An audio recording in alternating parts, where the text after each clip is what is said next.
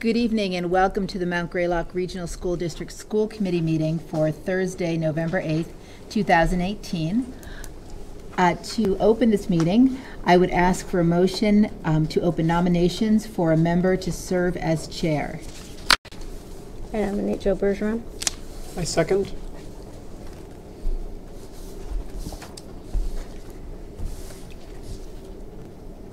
So with two nominations, do we move forward? You'd probably ask for discussion. Right. Do we have discussion regarding that nomination? Sounds great to me. Are you willing to serve, Joe? I am. I would like to serve, honestly, for one more year. But we should also note that the norm is to move back and forth between Williamstown and Lanesboro at the Mount Greylock Regional School District level, and that norm is something that we should try to get back to, I think, as soon as we can. But Okay. So then we would call for a vote from the school committee. All in favor of Joe Bergeron serving as chair? Aye. aye. Okay, it's unanimous. It's unanimous. All right. Okay, so at this time, the newly elected chairperson will take over the school committee meeting. Thank you. So now I'll accept a nomination for the vice chair of the committee. I would like to nominate Regina if she is willing. Sure. Is there a second on that? I will second. Any discussion? I think it definitely makes sense. As you say, the tradition has been to have members representing each of the towns either be chair or vice chair, so that continuation makes sense to me. No more discussion. All in favor? Aye. Aye. Aye. Motion passes unanimously. Thank you, Regina. Secretary. Secretary is a little bit different now than it has been, well, same as it was last year, but different than it's been historically, in that last year we utilized Jonathan Knopper as secretary for all regular open meetings and for many special open sessions. That is something that the committee will perhaps decide to continue later in the agenda here under appoint district secretary. So that said, the role of the secretary is in kind of managing the flow of the minutes from a committee perspective, and definitely executive session minute taking. The norm has been to have new committee members serve that function. However, norms can always be broken. Would somebody like to nominate someone to serve as secretary? Well, I was going to nominate Steve, but if one of the new people wants to do it. So I'm happy to continue doing it. I can type and speak at the same time. This is my, I think, best skill for this. So is that a Yeah, I'll motion nominate to- Steve. Okay, right. Is there a second for that? Yes, I will second Steve Miller as secretary. Any discussion on that? Anybody else want to jump out in front of that train? No? Do any of the new members feel let out for? Nope. All right, hearing no opposition. All in favor? Aye. Aye. Aye. That motion passes unanimously. And Steve, thank you for continuing to be the best typing and participating executive session minute taker. Now, subcommittee and liaison reorganization. Whole series of votes here. I think that it might be helpful for us just to do a quick review of all 1 through 11 so that people can get a sense for what is going to be entailed and also what the history is, because we are carrying plenty of history through this transition. And then we can come back and pretty quickly knock out who's going to be doing what. Teachers and pairs negotiations. Regina, do you want to give a little mini update just as far as like we're still in the midst of teachers and pairs negotiations and... I didn't even move my lips. We are still in the middle of the teacher and parent negotiations. They are moving along quite well. So currently, it's Dan Kaplinger, myself, and it was Chris Dodig, and Chris did not rerun. So continuity on that committee is important since we are in the middle of everything, but it's a very time-consuming committee. I will say that. And it has been meeting during the day a fair amount. All day, yeah. Which is important to note too. Yeah, our mediation sessions have gone from 9 in the morning to 5 at night. Other points on that, just discussion-wise? I don't think so. I think Regina covered it. Cafe negotiations, cafeteria workers, that I was serving as that liaison over the last month because those negotiations just started. They just started a couple days ago. They're going to continue. We have had one representative do that so that it's not a full subcommittee. And that one representative has worked with the superintendent and legal counsel along with the business office. And that might be the way that we keep that function, or if for some reason somebody felt like we should have a subcommittee or do it some other way, that could be considered. Anything else on that one? School building committee. Al, do you want to give a little update and then I can add to it from a chair perspective? Sure, we really need someone. We're full throttle, even though the building has temporary CO. There are many things that we have to do. It's critical that the school committee stay active in that. What is going to happen? Is Kerry, is she not going to be on that committee anymore? Carrie not being on the school committee will naturally not be on the SBC, and she did send me an email earlier today saying that she felt like it was probably best to have a clean stop and not try to be a community member on the committee but not on the school committee. So she... Traditionally, we have had a Lanesboro, I'm the Lanesboro representative, so we're talking about a Williamstown representative on the building committee. It really is important that this committee stays actively involved in that. And then the other two things to note, well, three things to note. One is the remaining functions of the school building committee at this point. We don't have our CO for the full building yet, or the auditorium. There is still work to be done there. The financial closeout period for the project, just all the numbers and crunching them and making sure that things are dotted I's and crossed T's, that'll probably continue for another 18 months or so, potentially. So it's that, but the function of the school building committee will gradually dwindle. The question of an updated slate, in addition to who's going to be on the committee from this committee, we will need to revisit who is on the committee as a whole, so the full slate. That will partially come tonight, but also SBC has started talking about decreasing the number of committee members because they are in a wind down phase, and that's something that we need to be sensitive to, but also try to figure out how to navigate as a committee. Finance?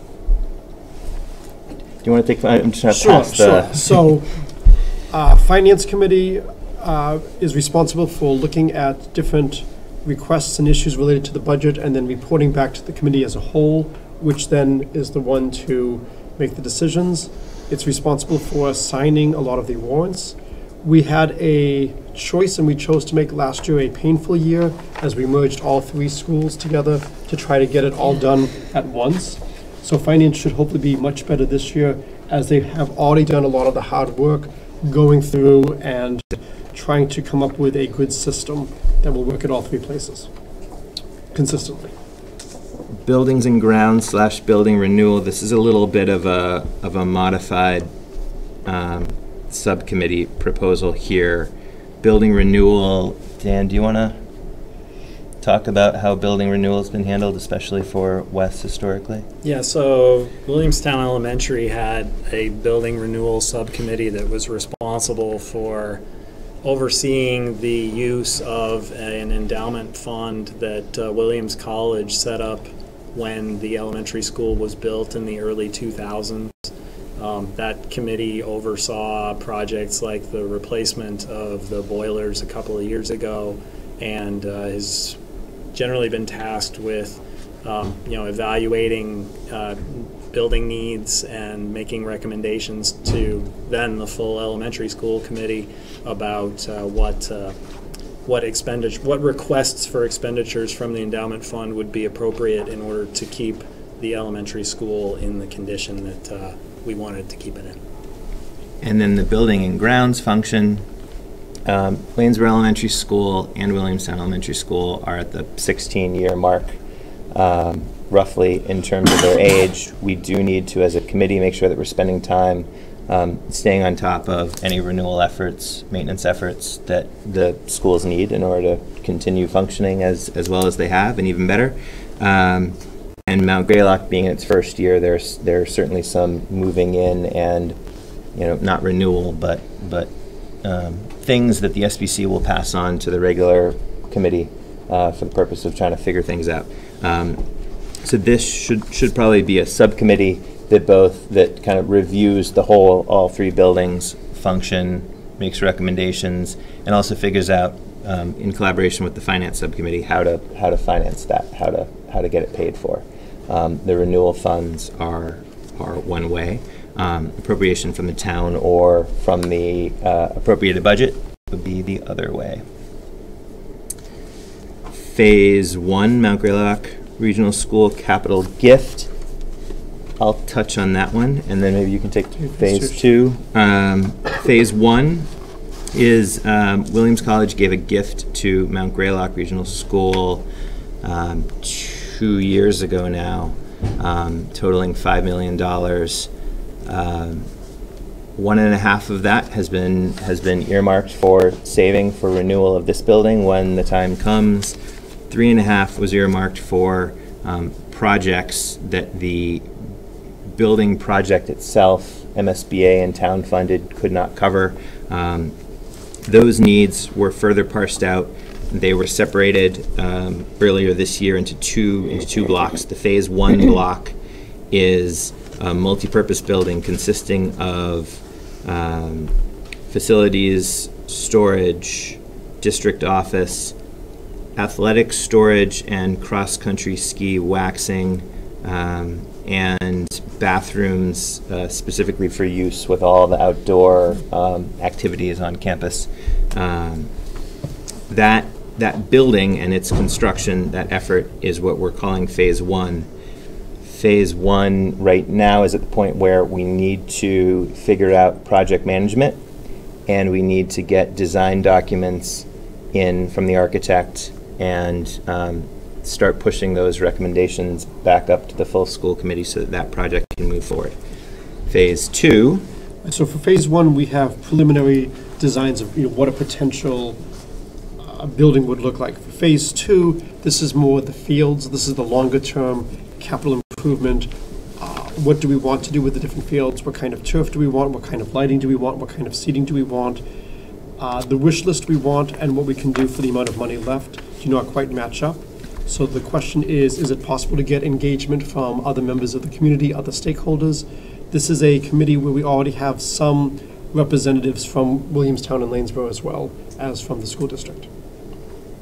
Yes, and I think all of the people who are outside the school committee are hoping, expecting to continue if possible with their roles, because yes. This is really a brand new subcommittee. Phase 1, I should note, did not yet have any outside members, but it should, probably. Al, anything else on, you were part of phase 2 as well. Anything else that you want to add there, or are you? I don't think we should discuss it now, but when we get into a phase 2 meeting, there have already been some changes in the outside committee, outside representation. Okay. I mean, outside of the school committee. Okay. And we should talk about that. Okay. Policy liaison. Steve, you're the most recent. Yes. So we used to have 3 policy liaisons, 1 for each school committee. Now that we have formed a region, we have worked over the past year to align the policies and have 1 document for all 3 schools. There are still, of course, differences between the schools based on different student population, and the policy liaison works with the superintendent and new updates from the MASC and the state to make sure that our policies are current and reflect the situation. All things are brought to the committee. Usually there's at least one meeting and then a break and then another second reading before we vote to make any changes, to make sure that there's plenty of time for members of the community to hear what is going on and provide input before the whole committee votes. Wellness. Dan or Regina, do you guys want to speak to historical wellness liaison functions? We never had one, so Yeah, no history. yeah, Wendy Penner did it. Right. Yep. So she was most recently So engaged. I think it's typically been a relatively low time consumption liaison function where you collaborate with the superintendent and the principals And the Wellness Committee. and the wellness committee on Sort of implementing policy that's been developed by the school committees. So if, with regard to health and welfare, allergy issues, things like that, just actually putting it into the school and then being proactive with the various health-based programs that we have in the community, the wider community. Lanesville Elementary School, Mount Greylock Regional School, and West Endowment Liaisons. The other way, these are oftentimes considered Lanesville Elementary School.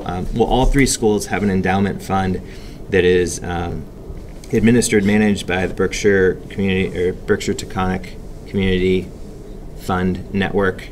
Lanesville Elementary Schools is called Life. Mount Greylock Regional Schools is called C, and West is called WESI.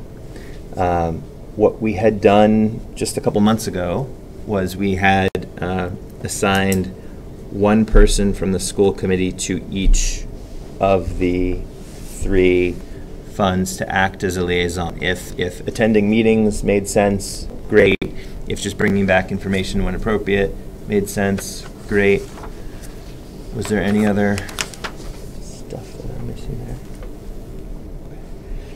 Strategic planning. Does anybody want to talk about that, or do you want me to? You can. We are about to develop a strategic plan, the first strategic plan for the pre-K through 12 regional school district. That strategic planning effort is superintendent, it's the principals, it's community being brought in, and having two representatives from the school committee to participate in helping develop that. One, by having two rather than three, it allows us to more easily have this be something where they can move around the community and with the administration, try to be active in assisting. It makes it so that we don't need to worry as much about it being a subcommittee that needs to post every time and draw people into public meetings in order to perform any functions. That's my understanding of kind of the historical across all three strategic planning representation, but is there anything I'm missing or wrong? All right, so that's it. I should also say welcome Christina, welcome Allison, Allison. You can call me Allie. You guys are the only two folks who have not been on any of these yet, so I think we'll figure out how to tread lightly, but also get your feet wet as best we can. So first off, teachers and paras. Oh, Can I make that motion? yes. I would like to ask the committee's approval to move up the agenda item number, let me see, if I get this wrong, this is embarrassing with Roman numbers, number 4, the presentation of the Superintendents Award for Academic Achievement. Is anybody opposed to that? No, To allow, no okay. objection. All right. Okay. I'm gonna Mary. go over to the podium.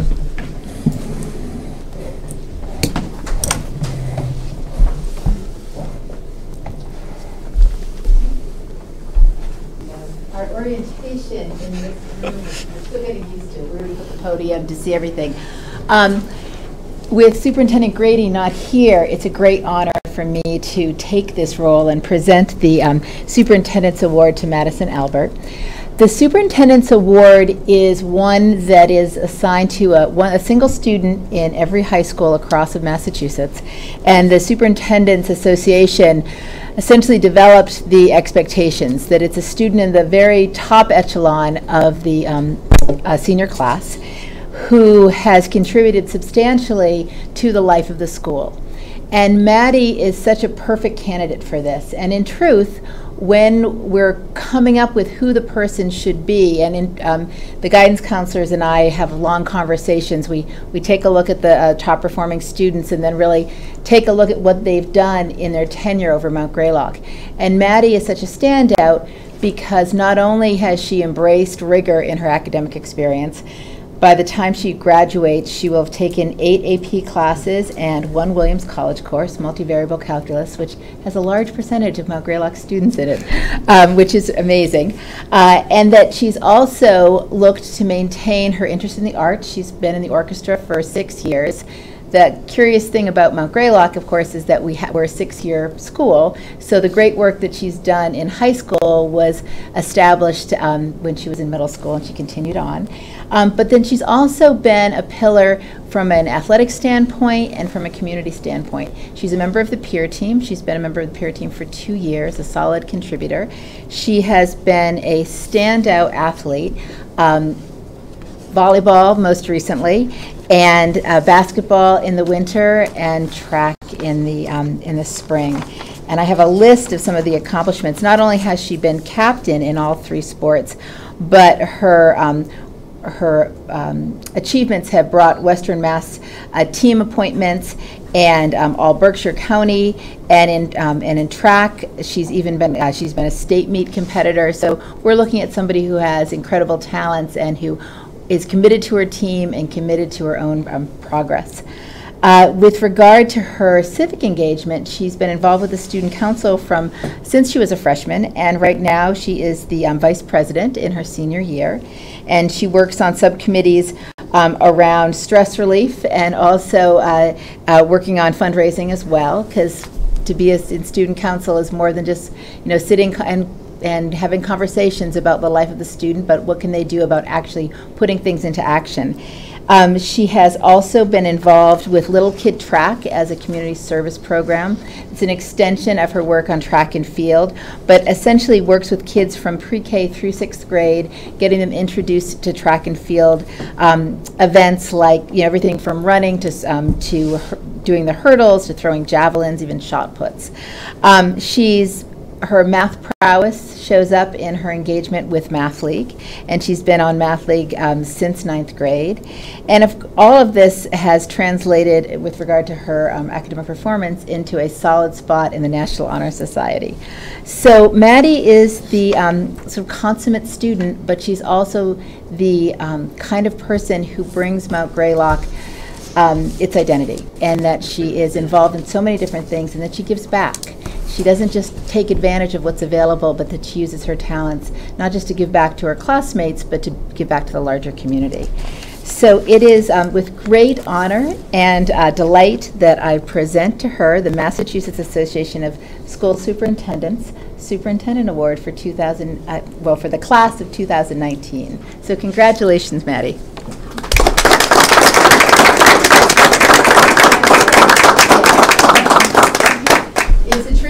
For us to allow the award winner to say a few words.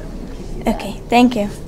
I'd like to start by thanking Mrs. Grady for giving me this Superintendent's Award, and I'd also like to thank Mrs. McDonald for my nomination. This is a huge honor, as I know many students in my grade are very deserving of this award, but that just goes to show how Mount Greylock guides all of us students to grow intellectually, to develop our leadership skills, to become great communicators, and to find our passions. A passion that I was introduced to here at Greylock is related to my membership with our school's peer team, which is a group of juniors and seniors who engage with the middle schoolers in order to promote unity within our school. Through peer team, an emergent passion of mine came to be. I've learned how much I love working with younger students, whether it be discussing bullying versus bystanders or mentoring a student in need. I've significantly grown as a leader and as a person because of this. My peers, my teammates and friends, my coaches, and especially my teachers have also shaped me into the person I am today. I can't forget about my parents who have supported me and have given me the opportunity to do all I love to do. I've thoroughly enjoyed all of the opportunities this school provides for me to express my passions and work towards my goals. And I can't wait to use all I have learned here about myself and about the world in the future. Thank you.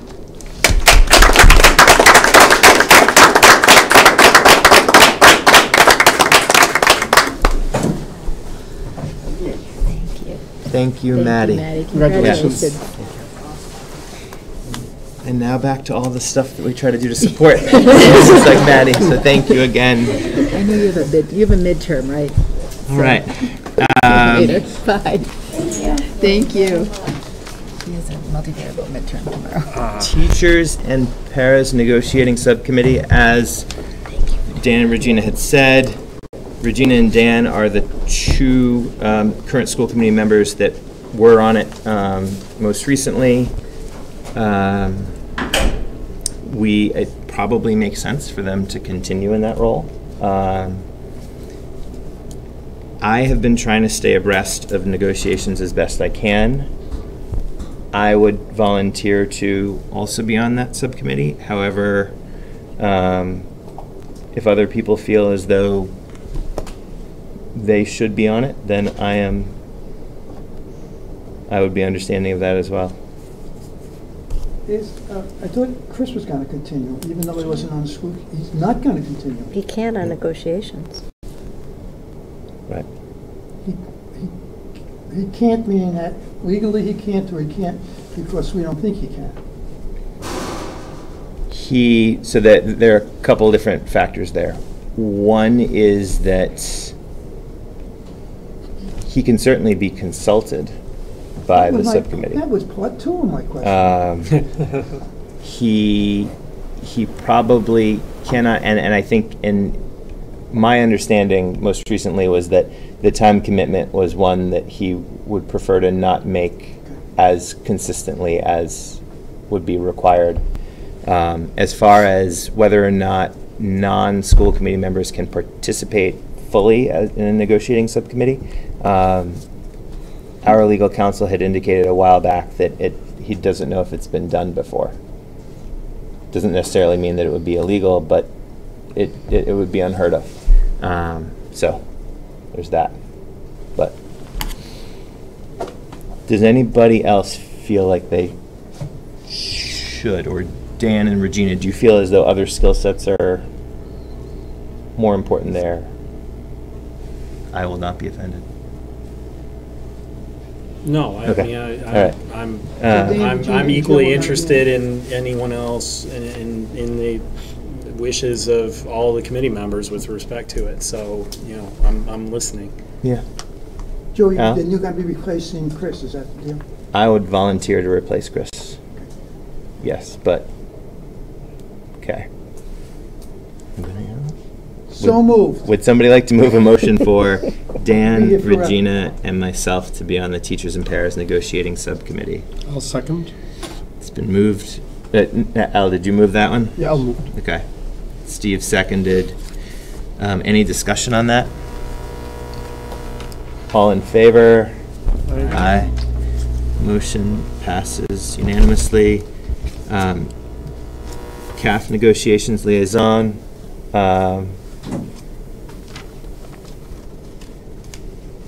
I will volunteer to continue on it just because I've already started with it. But if somebody, I don't know if anybody else has a change of heart and they really want to try to do that as well. Do you?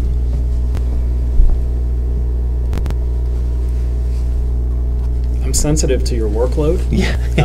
So I'm kind of curious where,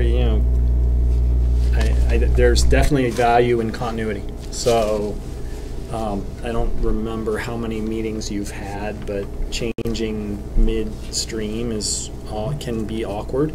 Yeah. But I kind of leave it to you at this point. If the workload issue is something where you would like someone else to step up, then you should not hesitate, in my opinion, I'm say so. I'm gonna try to ease my workload in other places. Okay. Yeah, so that's my, going into tonight, as I was looking at this, that's what I was thinking. But all right, so would somebody like to move a motion for Joe Bergeron to continue as the CAF negotiations liaison? So moved. Second. Moved, seconded. Any discussion on that? Hearing none, all in favor? Aye. Aye. That motion passes.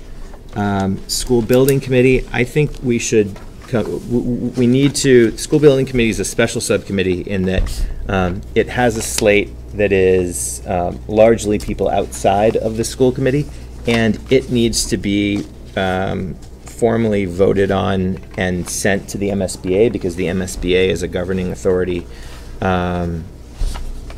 that needs that information by law.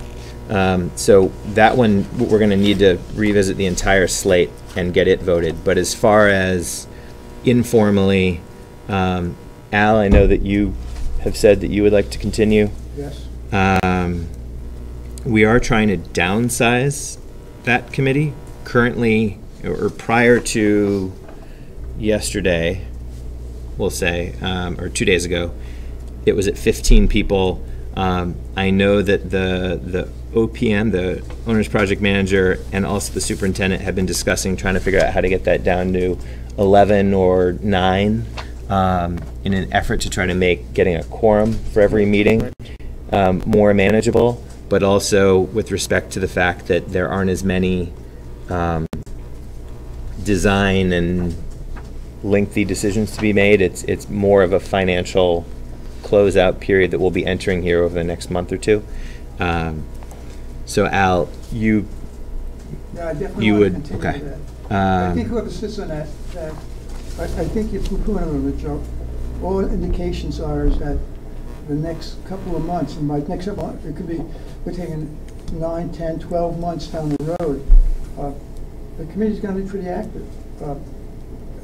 There's a lot of little things, and a lot of little things, but a lot of big decisions closing out. And the big one, of course, is the bond and how we're going to work that out. So it isn't going, we're not phasing out. I agree with you, and I discussed it with the superintendent. I even discussed, not me personally, but everybody, about downsizing the committee. And there was a real need for that. But that doesn't diminish for one iota that the work of the committee is very, very important from now until we get our final certificate of occupancy. I think that's one of the reasons that people are not coming to meetings and not getting quorums. They think it's over. The school's built, it's all over. It isn't over. So I think we need another committee. I think we need someone from Williamstown to represent this committee on that. Well then, based on what Al has said, I would be interested in serving on that committee. Yeah. Especially if there are, financial things to deal with as we close it out and deal with the consequences of how the building project evolved. I think I would rather actually serve on that committee than on finance, where I am now. Okay. Joe. Dan. I'd recommend Steve as well. He served on the Mount Greylock Legacy Committee. He had regular interaction with the school building committee in the past, and so to me it's the most continuous option available to us at this point. Okay, so let's come back to this. I think, to me, that makes sense. Let's come back to this because we do need to get to the slate as a whole, vote it, do it formally. Finance subcommittee, 3 people. With at least one from each town. Yes, with each town represented. This is one where, again, I feel like given the transition that's still happening, I would really like to jump into that. Last year it was Steve, Al, and me. I think it's also an area where it makes sense to get new committee members up to speed as well, because it can really give you a sense of everything, more than half of what we end up dealing in as a school committee annually. That said, question is, Christina and Ally, do either or both of you have an interest in finance, budgets, Definitely. things like that? I'm Okay. happy either way. I do some budget management with work. Okay. As we think about the next few years, I wonder, I mean, that to me, it makes sense to me to do that. You know, the finance subcommittee doesn't make any decisions on its own, which is an important thing to note. It only makes recommendations to the full committee, and it does spend, throughout the budget season, a considerable amount of time together going through the budget. Does anybody want, Regina, Al, Dan, do you guys, Steve, do you want to, any comments on that? Or any alternative thoughts? Any other things that you would prefer? I would second the sentiment that it is an important one for them to get involved with, to learn Right. what goes on. Yeah, I would set aside from the finance committee. I'm not You will happily step aside. I like the finance committee. I think it's great. I think all that stuff. But if we're trying to get, well, we would need it would be the Lanesboro representative, or the Lanesboro representative would be on the finance committee. I would be happy to stay on the committee. Are we trying to keep it at 3 people, or is that we're trying to It do? has to be 3, because if it goes up to 4, it's then a quorum. It's a quorum of the full yeah. committee, which wouldn't be good, Right. especially with finance. I have no problem stepping aside from the finance committee. So give me 5 things I got to worry about instead. And I have no problem doing that. So I'll So, move to nominate Christina, Ally, and Joe Berger, and Joe as the finance subcommittee members. I will happily second that. okay, any discussion on that hasn't already happened? I don't want people to misinterpret our leaving the finance committee. It's a wonderful committee to serve on. All in favor? But before we vote on that, the people that are being nominated realize that the finance committee does not always meet in the evenings, and they will be meeting during the day, just to prepare you for that.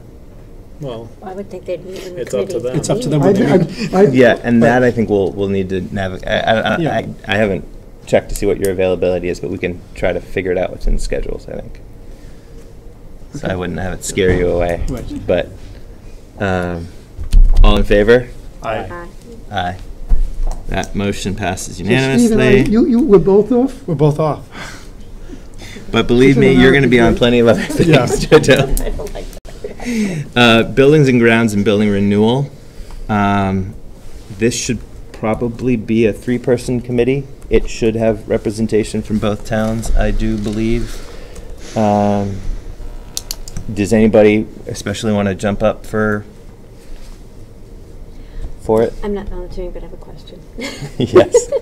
To me, building and grounds, building renewal, it's important to have people that actually have some knowledge of what, I mean, like in Lanesboro, on our school committee, none of us had a clue, so we went to the town and said, hey, can the highway department or somebody, the building inspector, be responsible for this? So would this be a committee that you would put community members on that have some knowledge of what it is we're monitoring and looking at and hoping to Bringing maintain? in community members makes a lot of sense. And I think maybe the subcommittee can and should be authorized to solicit membership or participation from people who can help with that.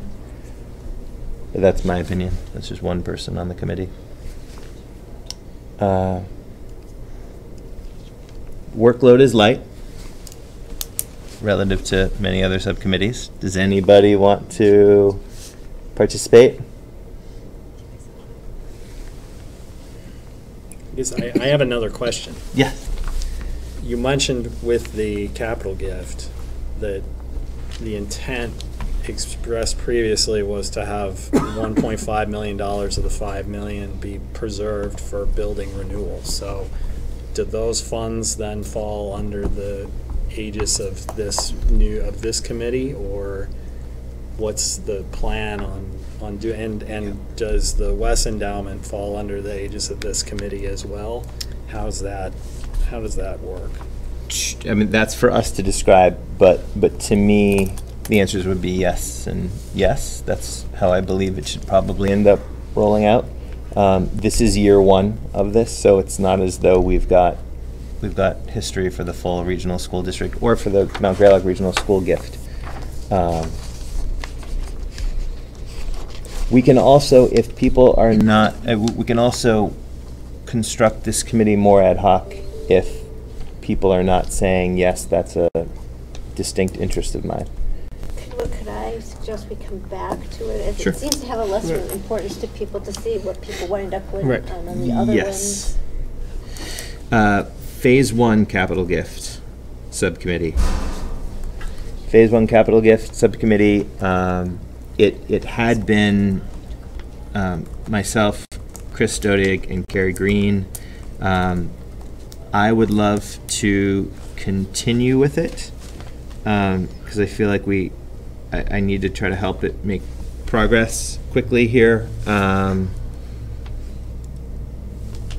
Other people who, Al, the one complicating factor might be that because it's a building project and because it is somewhat intertwined with our building here, that people who are jumping on the SBC should probably not also be on that subcommittee. That's the one. I wasn't sure, but that was something that I was thinking. Okay. Oh, wait a second. I was going to ask a question about it. Sure. So, on the Phase 1 capital gift, about Carrie and Chris off it? Carrie has indicated that she would like a clean break for a while to not need to worry about any of this stuff. Chris, I didn't solicit. He wanted to stay with us. Okay.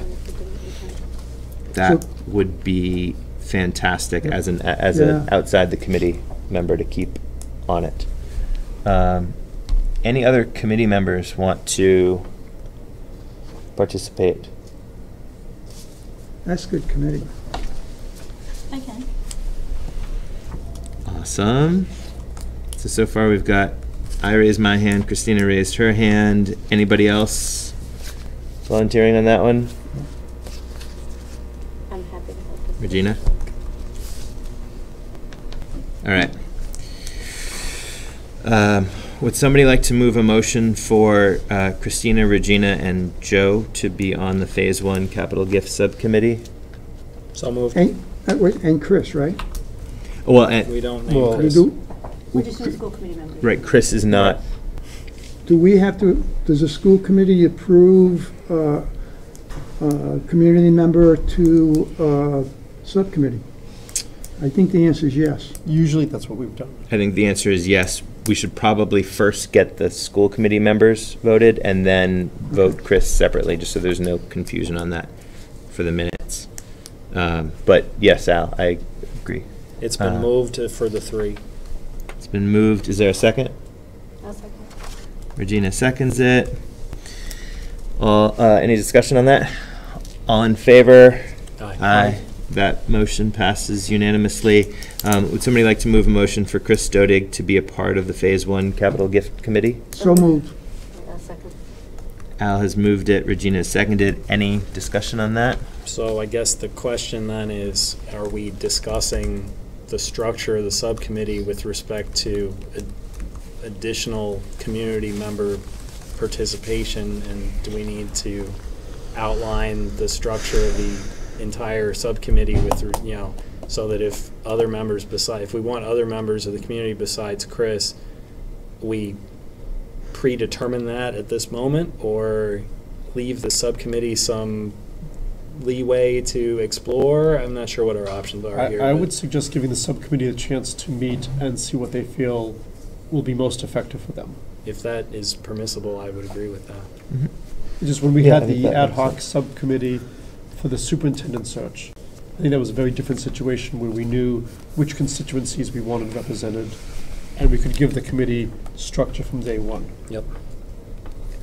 Okay, so the motion was to add Chris Stodig, moved by Al, seconded by Regina. It could be amended to say, and instruct the subcommittee to explore additional ad hoc membership, outside membership. Al and Regina, is that amenable to you? Sure. All right. All in favor? Aye. All right. Aye. Motion passes. We're on a unanimous roll. Phase 2. Phase 2 consisted previously of Al, Steve, myself, John Scavlem, Timothy Sorrell, and Lindsay. Von Holtz. I'm losing my mind. Lindsay Von Holtz, athletic director at Mount Greylock, and then students to be named. John has expressed a deep interest in continuing with that. Just FYI, Al, you had something you wanted to. Yes, Chief Sorrell mentioned that it wasn't so much the Chief Sorrell. We wanted a representative from the Recreation Committee. And of course, the chief is the chair, I guess, of the Lanesville Recreation Committee. He did contact me, and he felt that if we could change that to not be Chief Sorrell, but rather a representative from the Recreation. He didn't know if he could commit himself to the time, but he felt very confident that he had at least one other person on the Recreation Committee who was very eager, and he felt very comfortable working on that committee. So, and if you ask me the person's name, I don't know. The chief said he would get me his information, phone number, email, etc. So I would like to nominate a representative from the Lanesboro Recreation Committee to serve on the Phase 2 Capital Gift Committee. On that, I think we should probably get the name, like get the actual person and be able to appoint them, as opposed to just saying that it's a slot filled by. I'll work diligently to get that. That's just my personal preference, though, or opinion. But I think just as a general rule of policy, we always try to have specific names and not positions in our policies. And this, sometimes causes trouble because we then have to revote things when people change. But that's why we do it by people and not positions. I will also volunteer here that John Scavlem volunteered to actually chair this subcommittee if the school committee is willing. I did, beginning of this week, ask our legal counsel whether or not that was okay and happens, and he said, oh yeah, sure, that would be fine. So I did run that through legal counsel just so that people know, but that's up to the committee. And he has I would feel uncomfortable having this committee decide who the chair of subcommittee should be. I think the subcommittee should decide who their chair should be. I was more saying it so that so that people would know time commitment, leadership commitment within a subcommittee, potentially, that there was an option to not have to chair a subcommittee. And two, we can technically appoint a chair here as a part of what we do in the creation of the subcommittee, if we so choose. Yeah, I'm sure we can. I'm just saying, I think it's a bad policy for us to tell a subcommittee who is their chair to be. I'm sure we can do it, but I don't think it's a good policy to maintain. Joe, can I respond Dan? to that? Yep.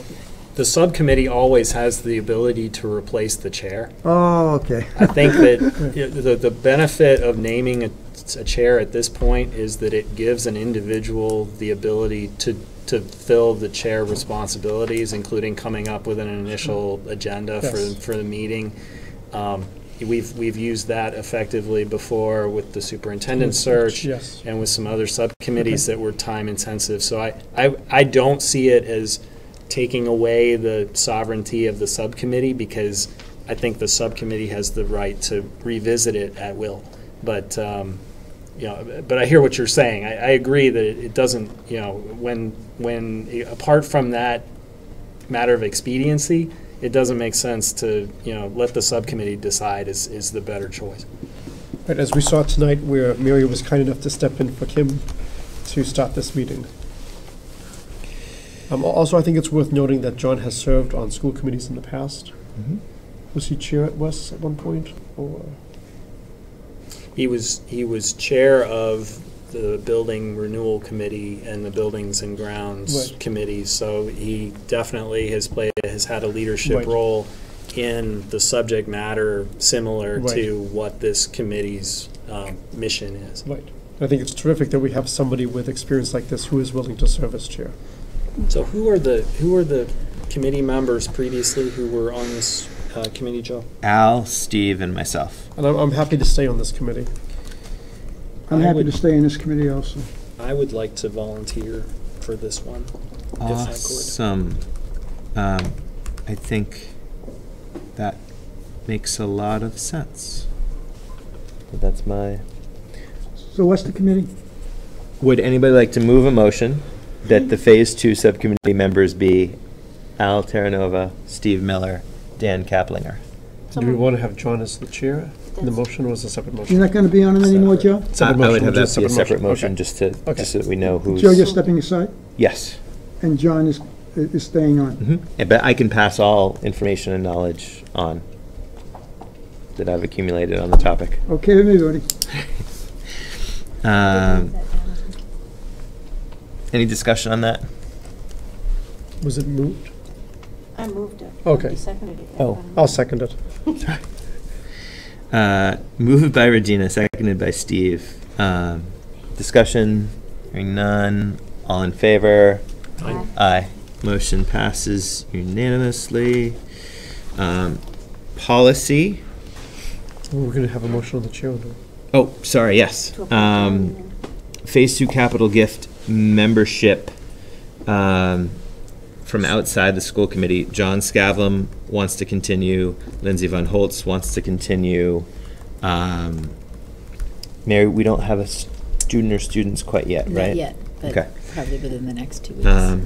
And we're waiting on a name from Lanesboro Recreation Committee community. So I would move that we confirm the membership of the 2 people named, and I will also move that we have John as chair. Second. Okay, that's been moved and seconded. Discussion on it? So do we have a separate motion in the future to add the Yes. student representative and to add the specific name of the designate from the Lanesboro Recreation? That's the plan. Yes. Okay. All in favor? Aye. Aye. That motion passes. Policy liaison, that's a role that Steve has played over the last year. It should be quieter this year because we have a brand new policy book, but we do have a couple things that I know that we need to visit, including building use,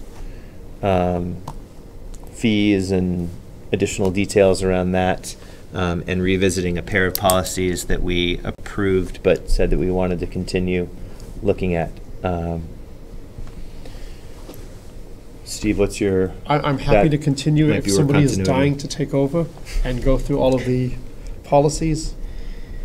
All I can right. be convinced. I nominate Steve. All right, Steve's Second. been moved. It's been seconded. Any discussion on that?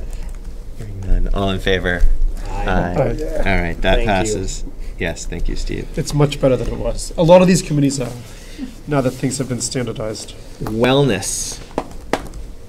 None of us here were recently a wellness liaison. Anybody want to volunteer? Once again, I think it'll be a fairly light workload. You'll get to learn a lot about all the wellness initiatives in all 3 schools.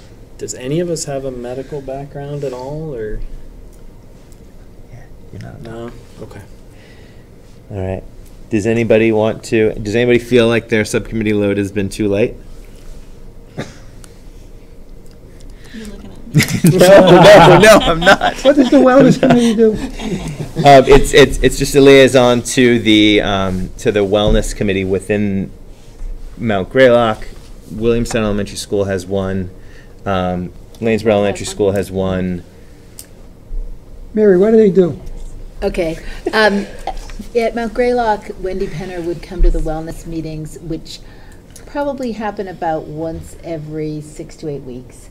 Would participate in reviewing how policies are implemented, initiatives from the state, experts, testing, vaping, education, things like that, to be sort of updated on everything that has to do with nutrition, healthy lifestyles, take a look at the health program, the actual health curriculum that we have, and any sort of ancillary programs that come in to support that.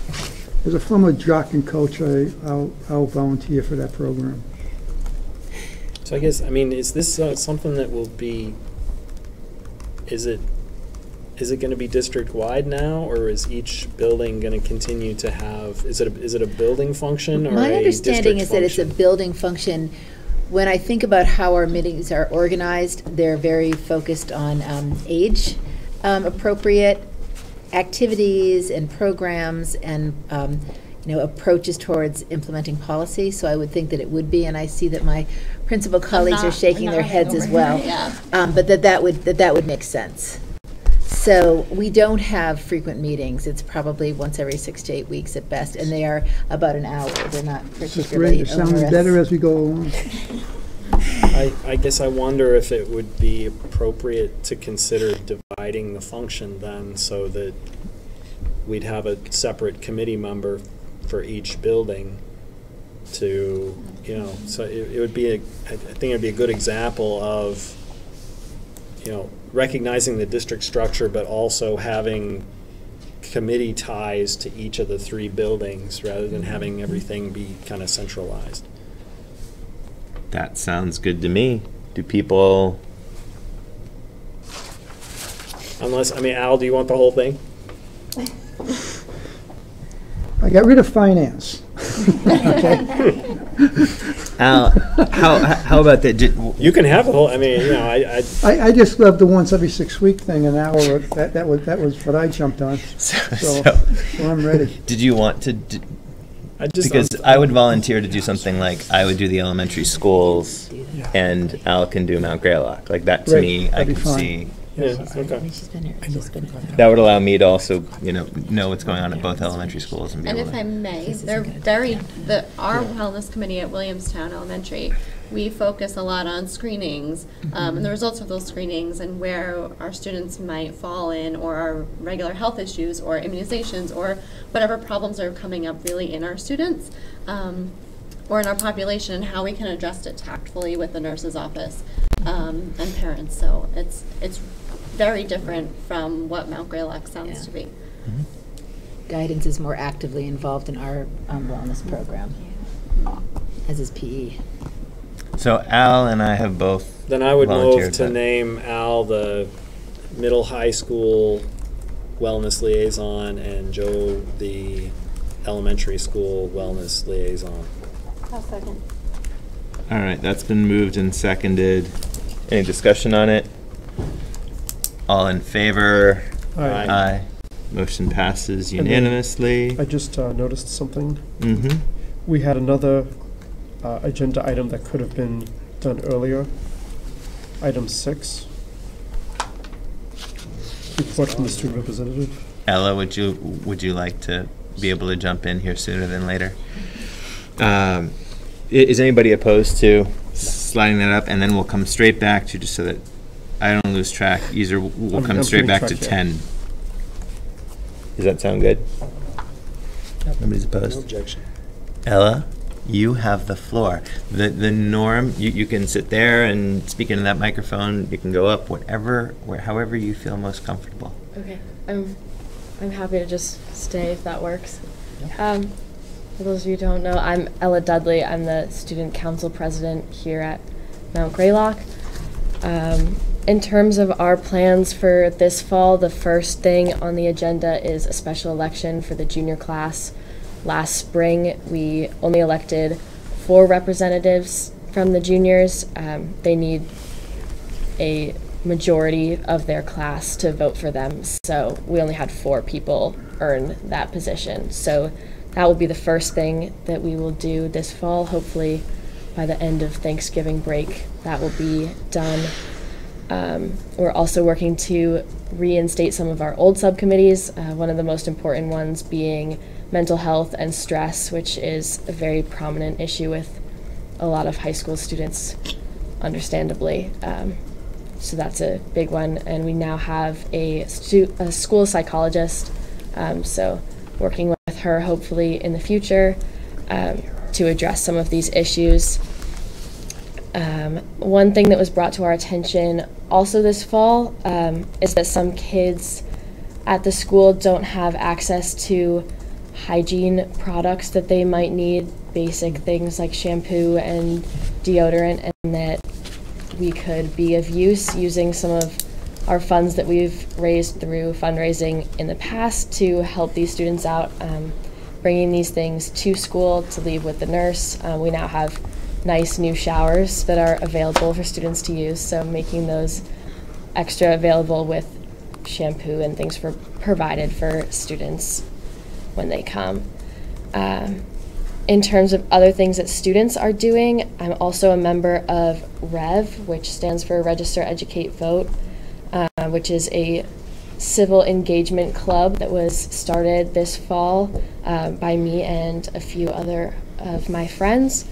And last week we held a mock election for the entire school in light of the midterm elections on Tuesday. So that was very exciting, just to get students talking about them, thinking about things that are happening in the outside world and involved more politically, but just civically. Yeah, thank you. Well, thank you very much. All right, any comments, questions for Ella? Thank you. And if you want to be able to clear out now so you can get back to the rest of your life, that's your decision. Okay. All right. Back to 10. It's good for her to see Oh, some of it, yes, but it's, yeah. it's good to go too. Yes. Get a lot of homework. Life, see, and we see. Very recently, I believe it had been Dan, you had jumped in with Williamstown. we see. I jumped in with the Mount Greylock with C. And who was it who had, we had been waiting to see whether Life wanted to have a liaison from the school committee to it. I have not heard, I don't have any knowledge of that yet, whether Life has requested. I don't know. I have a phone conference with them tomorrow afternoon at 3:15. Okay. So I can keep you posted. Awesome. So, that being said, continuity, do you want to continue? I've thought about it, and I think that it actually probably makes more sense for a committee member who has a child in the school to take the position. It's also one that I think would fit naturally with a new committee member or an experienced committee member. So I think I would give up that position to let someone else have a chance at it. Which one is that? The Mount Greylock one? It's the Wheezy one. It's the Wheezy one. He's been Weezy, and I am Steve has been willing, by Mount that Greylock. logic, to give up the Mount Greylock one if somebody wants that. I'm happy to stay on if nobody wants to.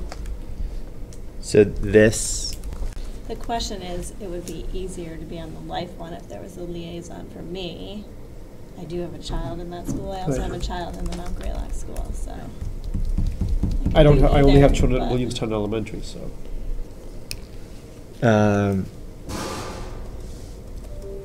So, Christine, would you like to jump on the Mount Greylock Sure. Sea Fund liaison role? Allie, do you have any interest in WEC? Allie. I nominate Ally. Yeah, I have a child at the school and I'd be happy to do that. All right. And Joe, can I just say, if Christina, if Life does want a liaison and you want to switch down there, I would be more than happy to be the Sea Fund rep. So. Great. All right. So would somebody like to move a motion for Allie Carter to be liaison to WEC, Christina Connery to be liaison to Sea Fund, and have Dan be an alternate for Sea Fund, and if Life ends up wanting a liaison for Christina to move to that. I know that's a long motion, but I think, given this role, it's appropriate to just allow it to flow like that. Yep. So moved. Second. All right, it's been moved and seconded. Any discussion on that? Hearing none. Yes, I mean, Oh. I guess probably the sooner the better with respect to getting an answer for that, because, I mean, you know, like, switching it before there's a meeting is probably Well, best. the C Fund just had a meeting, we had our meeting today. Okay. So you should be good for at least So a little that's- bit. But they are in the midst of fundraising efforts. And so even though I'm no longer on it, I am happy to assist. Sure. All right, and Martha, if you let me know tomorrow right after your call, or Kim, then I can make sure everybody's got the word for where people shuffle around. Awesome. Any other discussion on that? All in favor? Aye. Aye. That motion passes unanimously. Strategic planning.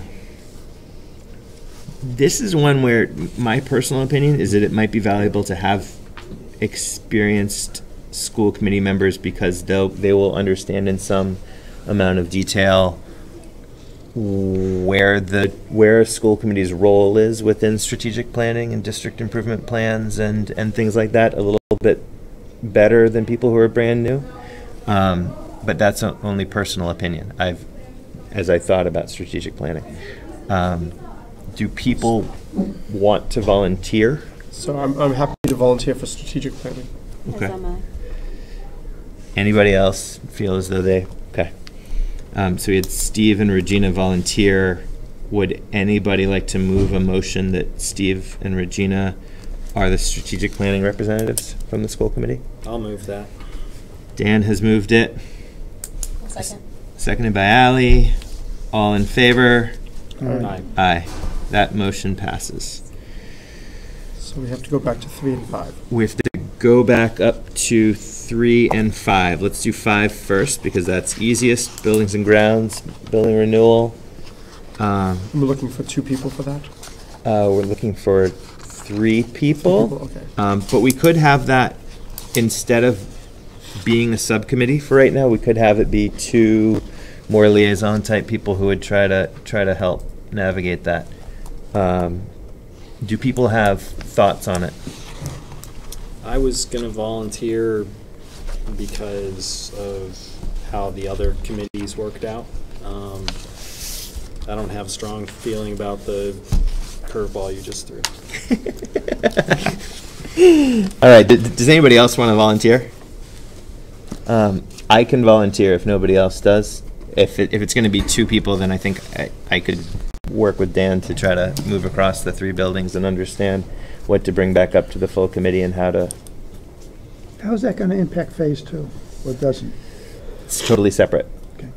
And yet, I mean, and yet I think that they'll be complementary to each other, which is kind of the thought process I had volunteering for it, because you find out about buildings and grounds in one capacity, and then you're talking about it in the other capacity. So, my hope anyway.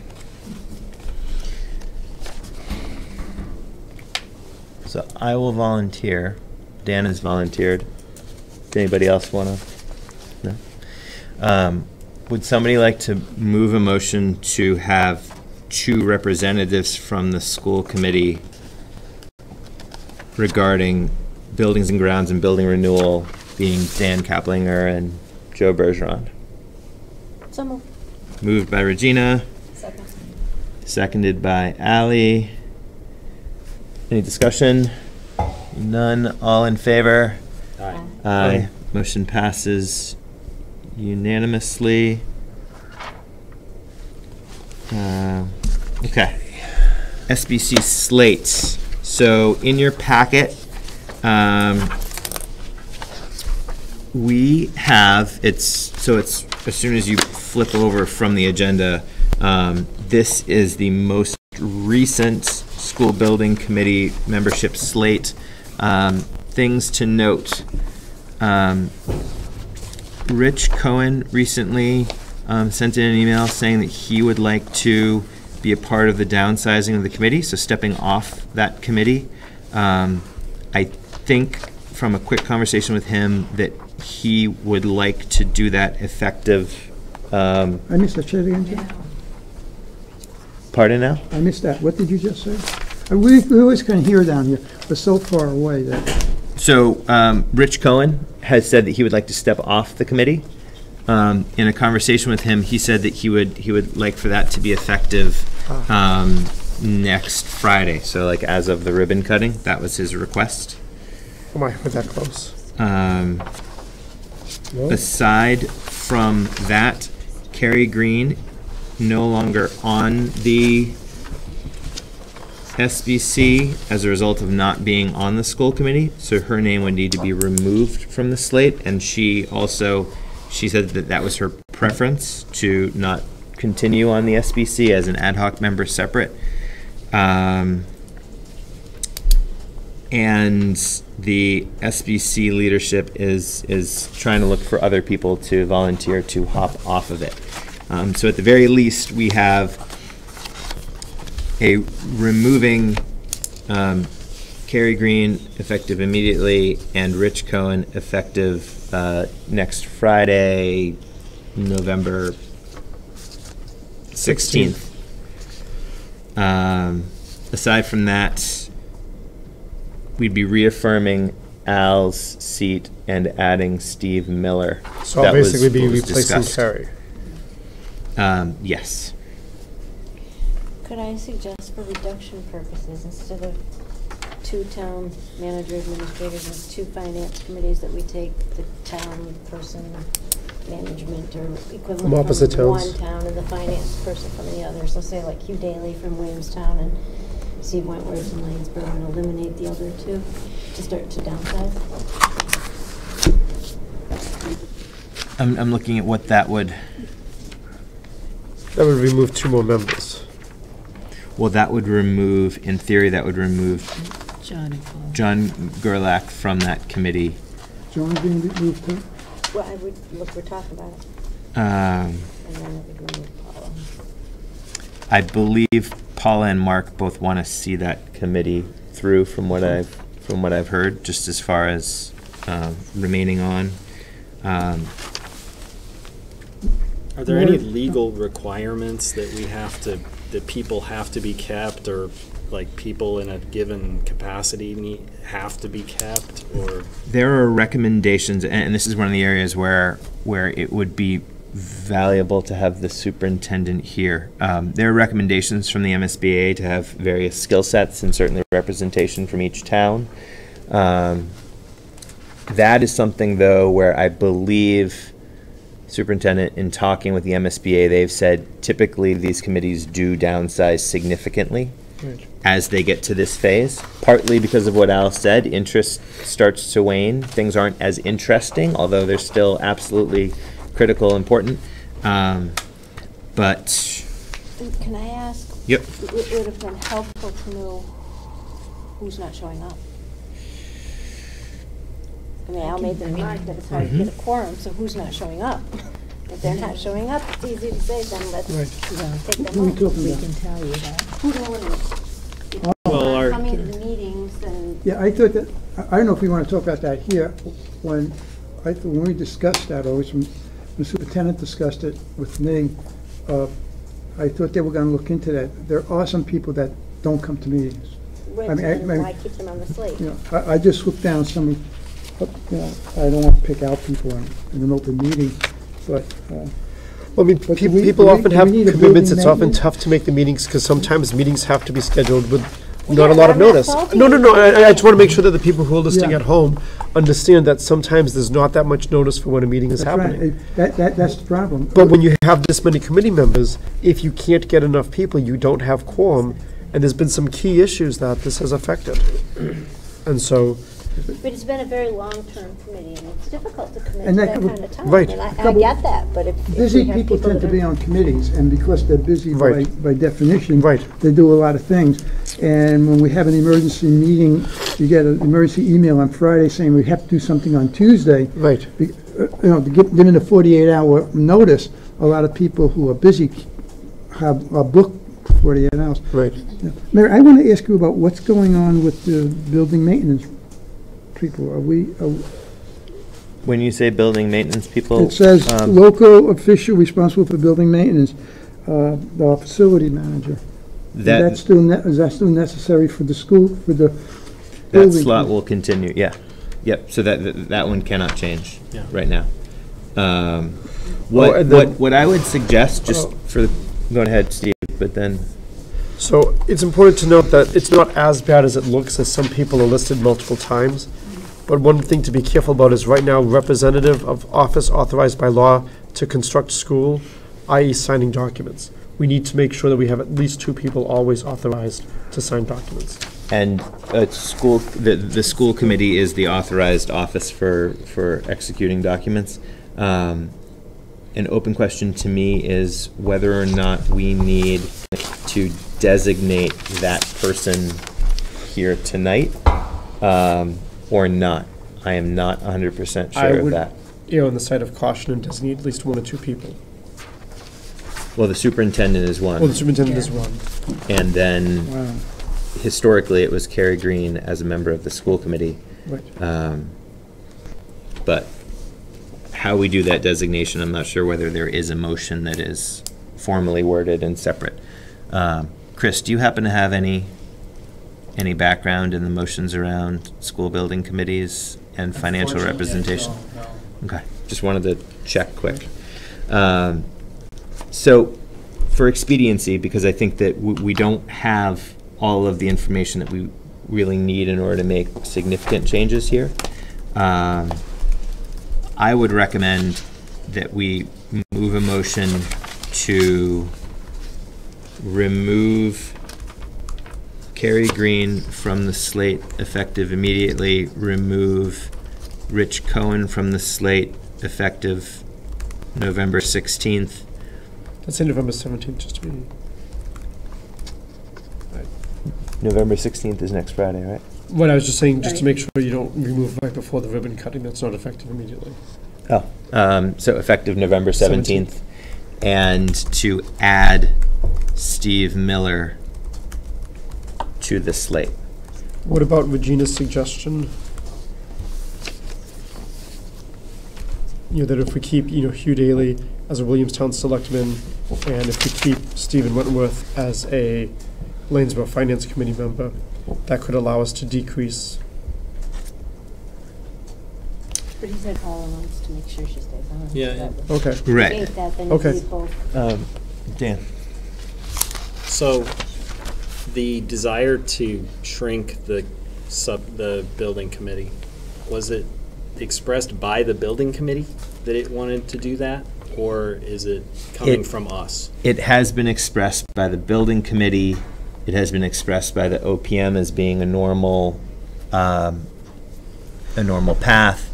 It's been expressed by the MSBA as a normal path, and the superintendent as a normal and preferred path. So I would think that, we've just taken care of our direct representation along with requests specifically made of us. And it might be appropriate at this point to ask the building committee to make decisions or recommendations to us, right, like the ones that Regina's suggesting about, okay, does it, how would they suggest that they shrink? And then we can take that into account in making whatever decision we end up making. All right, so that would mean that for tonight, we would modify this slate, removing Carrie Green effective immediately, removing Rich Cohen effective November 17th, and adding Steve Miller. Would somebody like to move that motion? So moved. It's been moved by Al. Is there a second? Seconded by Ally. Any discussion on that? A couple points. One is if we could take interim off of the superintendent's title. Oh, yes. This would be a good opportunity to do that. I don't know if it's on your copy or if it's just on what made it into the packet. Got it.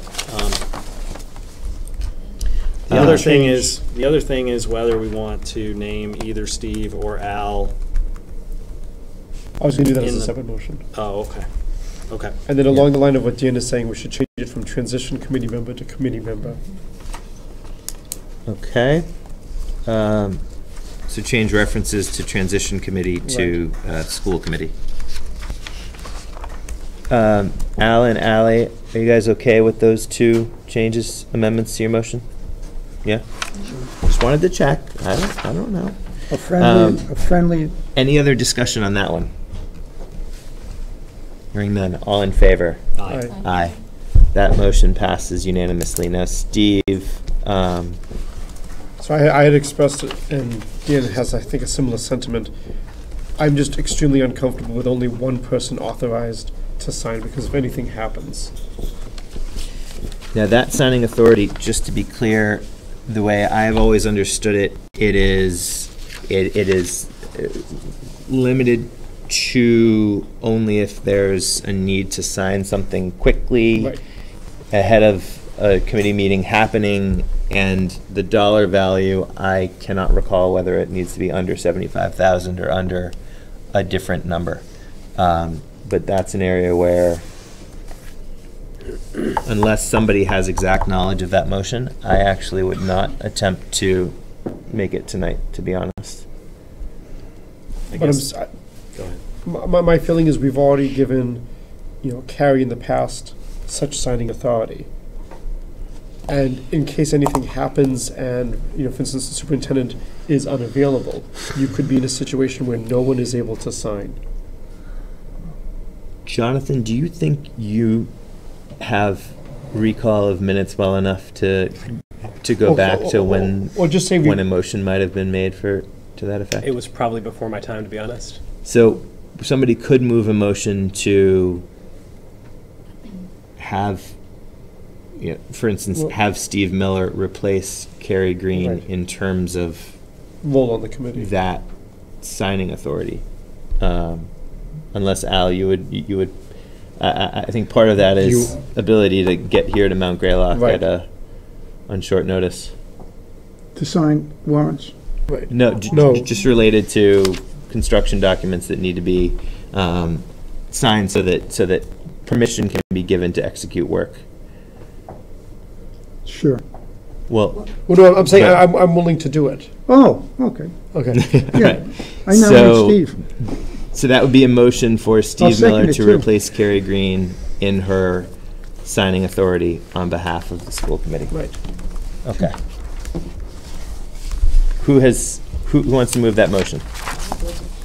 Regina's moved it. Is it? No, Al did. Oh, Al moved it? Move it. Regina seconded it? Sure. Yeah, you seconded it? All right. So I get Discussion. We gotta work something out with Ally and Al here. When the There was building com- Allison, when the building committee was formed, Carrie was chair of the school committee. Correct. So it was only when Joe took over as chair of the transition committee that responsibility changed. And I read representative of office authorized by law to construct school for signing documents, and That's the school I committee in would this think case. that you would want that to be the chair of the school, of the full school committee under most situations, and it was just fortuitous that Carrie was able to fill both functions. Right. So I mean, But recently she hasn't been chair of the committee and has still had the signing authority. has she exercised the signing authority? Yes, and I know for sure that it does not need to be the chair because that was one of the things that we had researched leading up to. Okay. Yeah, so Okay. that I have. That was my no only checks. concern. And the fact that she's had to execute it is evidence that we need to make sure that there is somebody able to do this. Yep. And again, I'm happy not to be that person if somebody else wants to do it, but I don't like a situation where if something happens to one person, we have nothing. It does need to be a person who's on the SBC. Right. That I also know, so. I guess I would have the expectation that the named person would immediately inform the chair of this school committee upon exercise of that authority, just as a matter of courtesy. All makes sense. Is that? Yep. All good. Okay. All in favor? Aye. All right. Aye. That motion passes Can I unanimously. make a quick comment now that we have finished the committee reorganizations? Yes. I would just like to thank Carrie and Chris, who are not here tonight, for their years of service. Here, here. If they ever want Yeah. to come back on several committees.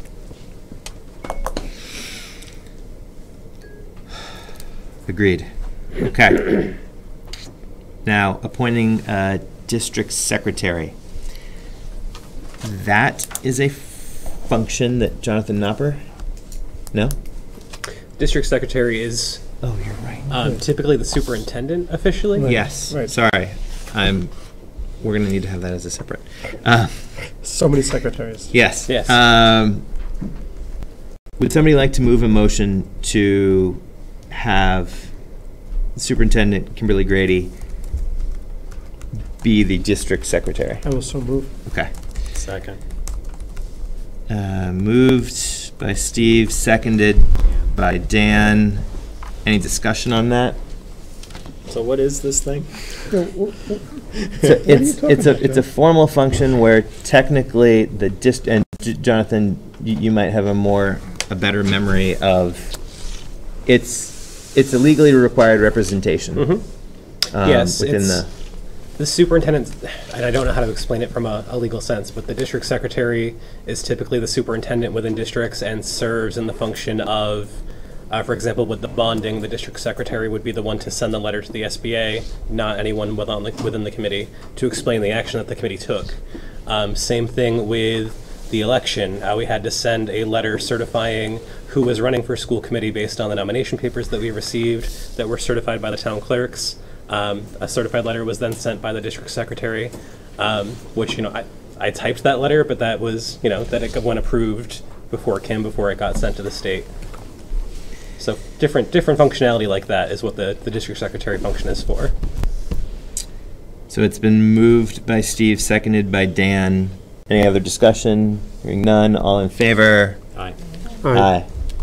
I'm What, Al, are we you waiting? passed over discussion because okay, then you gotta explain to me what your role is, Jonathan. I'm your recording secretary, so I'm strictly a minutes taker for open session meetings.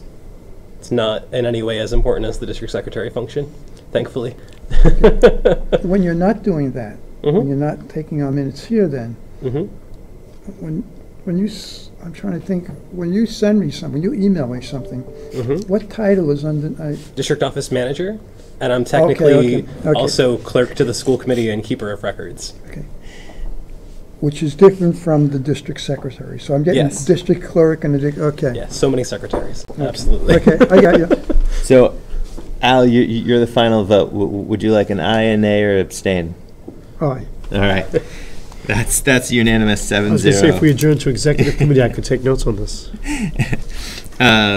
We have already handled the presentation of the Superintendents Award for Academic Achievement, approval of minutes from October 11th, 2018. For the new school committee members, I'll note that we have in the past needed to research whether or not somebody who was not present at a meeting can vote to approve them, and the answer is yes, but you can also choose to abstain if you so choose. Would somebody like to move a motion to accept the minutes from October 11th, 2018? So moved. Dan has moved it. Second. Seconded by Regina. Discussion, comments, corrections, questions? I have one question. I'm not sure if we can do this, but there are parts in the minutes where it discusses the building project and completion dates. So, for instance, I had it just a moment ago. It's on the second page. Second page, okay. So it has, things being done by October 20th, last week in October. Can we state in these minutes as an addendum whether or not this was finished? That would not be Okay, the we minutes. can't- okay, I was but wondering that if is we on the could- agenda later tonight. Right. That's fine. I didn't think we could do that. All right. Any other discussion? All in favor? Aye. Aye. I'm gonna abstain. You're abstaining, Al? I wasn't at the meeting, Okay. yeah. Regina, did you say aye? I did. All right, so that's 6 in favor, none against, 1 abstention. We've already handled the report from the student representative. The district nurse sub rate. Chris, do you want to lead us on that? Sure. I don't know if you got, did you get the whole package of information from Duperre? We have this. That's all you really need then. Okay. I must have gotten some extra stuff here. All right. The bottom line, And oh yes, Yep. that. Yep. Which apparently really doesn't apply, but Fred just gave it to us, or Adam just gave it to us for informational purposes. We have the nurses sub rate at $20 an hour. The problem is we have a difficult time getting sub nurses to come in, and when we find a good one, we'd like to keep those good ones. So what we're proposing is to increase the sub rate to $22 an hour as of September 1st, 2018. So it would be retroactive. And then increasing to $24 an hour as of January 1st, 2019. All right, so $22 an hour effective September 1st, 2018. $24 an hour effective January 1st, 2019. That's correct. Okay, I just wanted to make sure. All right. Would anybody like to move a motion that we can then discuss for exactly what Chris just said, a $22 per hour rate for substitute nurses effective September 1st, 2018, and a $24 an hour substitute nurse rate effective January 1st, 2019. We only need to move it. I'll move it. Regina has moved it. Is there a second? I will second. All right. Dan has seconded. Now discussion on it. Regina. Why 22 now and 24 in January if it's, why not just 24 now? I guess I'd say because that's what was given to me. This came from Kim. That's what she was looking to do. I really can't answer as to how those amounts were picked. You know, the bottom line with it really is that it's not very costly to increase it to, you know, to either amount really. You know, there's not that many nurses in the district, and the number of days they're out isn't considerable, but the benefits, you know, to keeping the subs we have is really what we're looking at. So since it was just given to you, you don't know, like, if there's any information on what other area sub-nurse rates are? I know what they are in the districts that I do.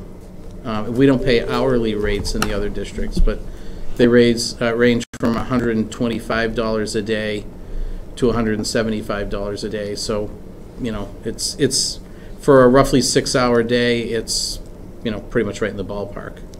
Do you know roughly how many hours we have in a month? You know, where we use the subs, not just how. Nurse subs? Yes. I couldn't even guess an answer to that, no. Yeah. To anyone's knowledge, have we had nurse subs serve between the beginning of this school year and now? Yes, and not just because because the nurse was away perhaps at a professional development, like a mandatory training, or perhaps ill, but also because of the health needs of our students. If you have a student go on a field trip who has particular health needs that requires a nurse, then either we need to get a sub to go on the trip, or we need a sub to stay back and have our resident nurse go on the trip. So that's just to support all students in education, that's critical. So is the intent of what sounds like a retroactive increase to go back and pay subs who have worked between? No. It's If it's effective 9/1, we would retroactively pay those subs, yes. So it's a retention attempt, it sounds like. Pretty much, That's what it sounds like it is to me, but. Okay. But I don't have any other knowledge of it either, so. So it's been moved and seconded. Is there further discussion on it? I would just say in the future, it's helpful for items like this to have some estimate of what is the cost. Agreed. And I'm assuming too then retention is a problem. I think we're trying to avoid the problem before it becomes one. Basically trying to be proactive rather than reactive. All right, any other discussion on that? Hearing none.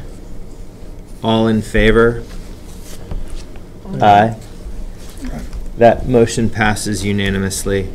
And just, Steve, retroactively, our substitute nurse line for each of the 3 buildings, it's between 1,500 and 2,000 per building. Okay. That's what's budgeted. Spent? Spent $30 at Lanesboro, 1,000 at Williamstown Elementary, and 140 at Mount Greylock. So just to provide that color. Okay. Report from the business manager. Okay, so you have part of it in your meeting package and part of it that I handed out at your chairs prior to the meeting. The first item would be the year-to-date FY19 report. This report is a little different from the last one I presented in that we now have the schools listed and all of the account names, so it makes it a heck of a lot easier for you to actually see which account goes to what school. It's also easier for me as well, so I think everybody wins as far as this one goes.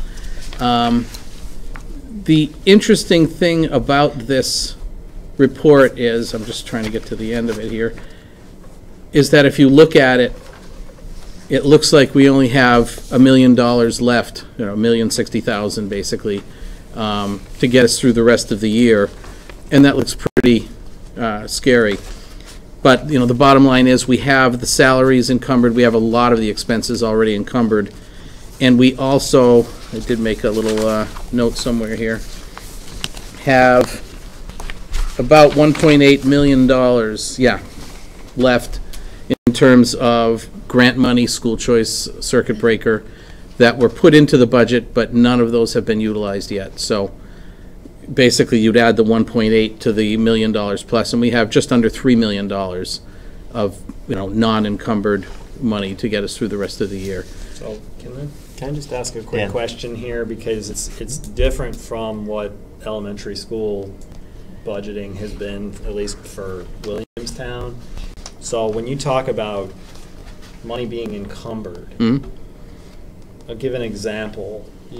For any given teacher, there's a set salary, and we know what that salary is going to be, and we know it's going to get paid paycheck by paycheck over the course of the year. Right. In the past, some of the budgets that we've seen, that number just kind of goes up and up and up each pay period. But what you're saying is with the encumbrance, we would encumber that whole amount. That's correct. Up front, because we know what that amount's going to be. And so that's why you're saying don't panic that the vast majority of the budget is already encumbered, because encumbrance is more of an accrual function than a cash function, in the sense that we know we're going to pay it, but we haven't necessarily paid it out yet. Is that's absolutely correct. If you look at the year-to-date column, that's the actual expense that we've seen. Yep. As every month goes on, that year-to-date column is going to go up, and the encumbrance column will go down. It's almost like it's almost like a piggy bank or something. You have the money there, it's all saved, ready to spend, and every 2 weeks as we pay the staff, it gets moved out of encumbrance and into the expense column.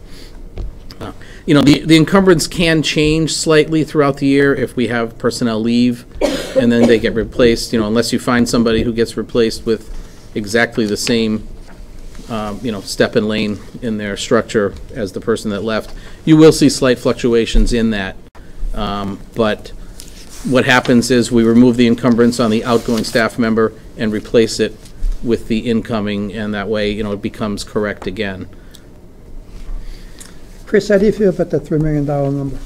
Excuse me? How do you feel about that $3 million number? I think that's fine. Again, because we haven't even touched the grants were approved late this year, not just for Mount Greylock, but across the entire state. I do 4 districts, and some of those just got approved this week. In fact, the 240 SPED grant, which is almost $350,000 here, just got approved this week as well. So, once we start moving expenses to that, it becomes a little less intimidating with what we're looking at on here. But because all of the salaries are encumbered and so much other expense is, I don't think that's a problem at all, no. If we don't spend that $3 million at the end of the year, that goes into E&D? Yes, well, it depends on a number of things. We can put it to there. We can also put it to, we can use less school choice money than we had anticipated. A lot of times what we typically do is we will run the budget down into the negative at the end of the year. That's what we did last year. And then, once everything settles out and we see, okay, we are at, well, let's see, like we have $658,000 budgeted to spend from school choice this year. If we find ourselves $500,000 in the hole at the end of the year, we can always just move that $500,000 of expenses from the local budget to school choice, zeroing out the budget and not using the full amount of school choice money, so you actually have that in your pocket as well. So, I mean, there's a number of things you can do, but ultimately, if we have money left over, it goes somewhere where we can access it. Yeah, we like that E&D. Yeah, yep. Any other questions on year-to-date? We're going to get into plenty more detail as we go through the year. Finance Subcommittee will be bringing things back, so thank you, Chris. Okay. FY20 budget timeline and priority review. Once again, Chris, do you want me to put that back on your plate? Absolutely, that's fine. So some of these dates are still kind of up in the air. Anything that, toward the end of the report, we have some date pendings. That's for things like town meeting, when we present the budget to the finance committees, that kind of thing. We also have in February, you can see this, February X, school committee hosts budget workshop. So a couple of those items still have to just be set in terms of when you'd like to do that. But as you can see, the budget for next year will basically start next week. I will put something together and we will meet with the principals and the superintendent and kick it off. It doesn't take long into the school year before we're already on the new budget again. All right, so there's a long laundry list there, but are there any, just in the spirit of moving the meeting along, are there any burning questions that people already had for the process? Okay. Next up, closeouts from FY18. Yeah, I handed that out as well. That's from the Williamstown was on the top. So basically, these are the amounts of money that will be coming back to us. I believe Williamstown processed it. Oh no, they're just waiting. Kim has to sign off that the funds are, that she agrees with the funds. We've already worked with the Williamstown town accountant and agree on these figures. And the same on the next page with Lanesboro. Basically, I know from Lanesboro we're going to get one check. So this particular report is going to be very valuable to us because we'll know how to break up that check into the different accounts. But again, I worked with the Lanesboro town accountant. We agree on the balances on these accounts. And the Lanesboro treasurer is on vacation until the 13th, and then it's already been, the warrant's been signed by the select board. So as soon as the treasurer comes back, she will process that warrant. Why is there such a difference in the reports? There are two different accounting systems, two different towns. I mean, is that aren't we? I thought the deal was that we're going to get to one accounting system. That we're not going to get this anymore. This came from Lanesboro because we're talking last year's. This is leftover money from last year. All right. So we have the two different systems still. But when we get 2019, we're going to get a report that is similar. It's the same. This is the final remnant of things moving off the town's books into our books. Okay. And our books are organized largely in the way that you see in the standardized report that's in the packet. Okay. All right, Dan. So did Williamstown have $260,000 of school choice left at the end of the fiscal year 18? Yes. That is what we're seeing, yes. Both of these school choice figures, I guess again, how I said that we will run the budget down into the negative and then bring it back up using only the amount of school choice that we need to.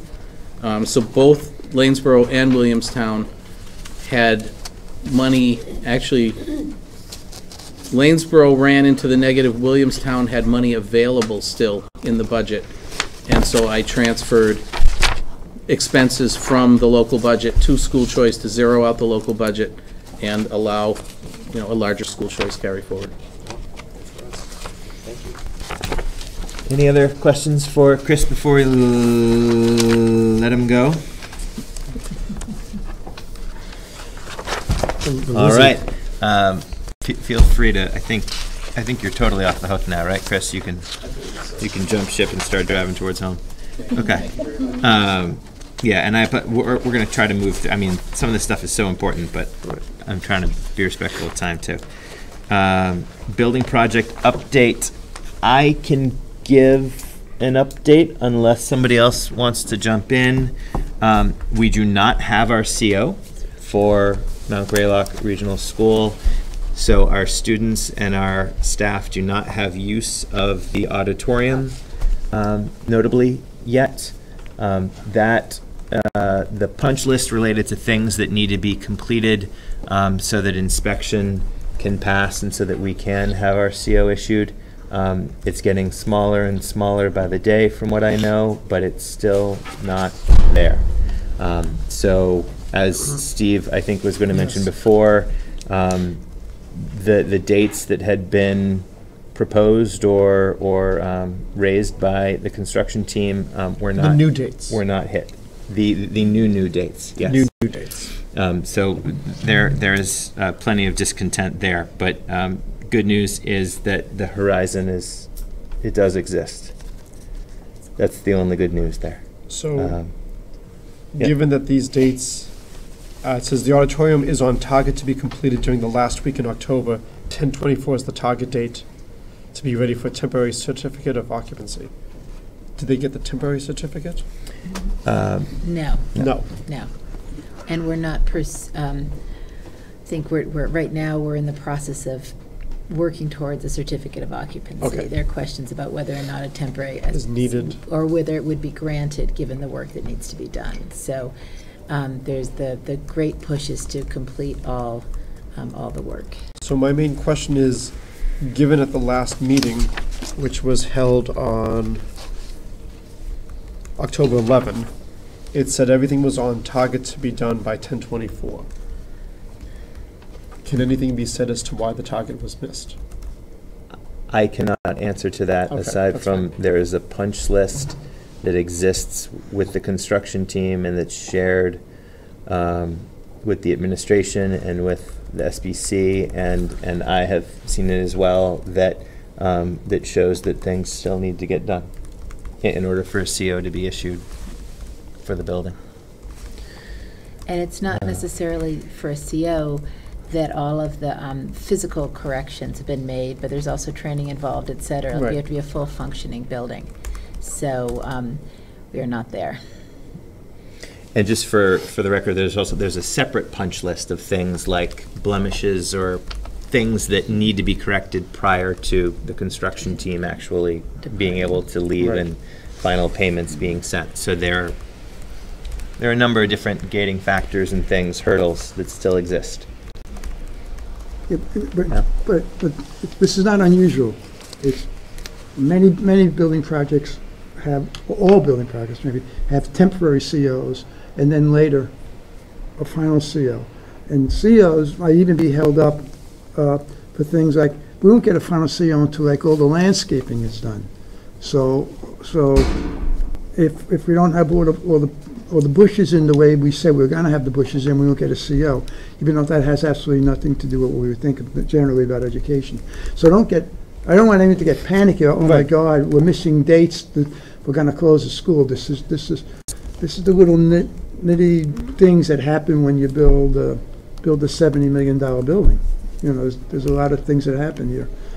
I think Mary and I think that Kim are well on top of what's happening in the building. We're on top of it in that we are making arrangements to make sure that education can continue in the building. Right. We've made, you know, we've moved different events to other venues.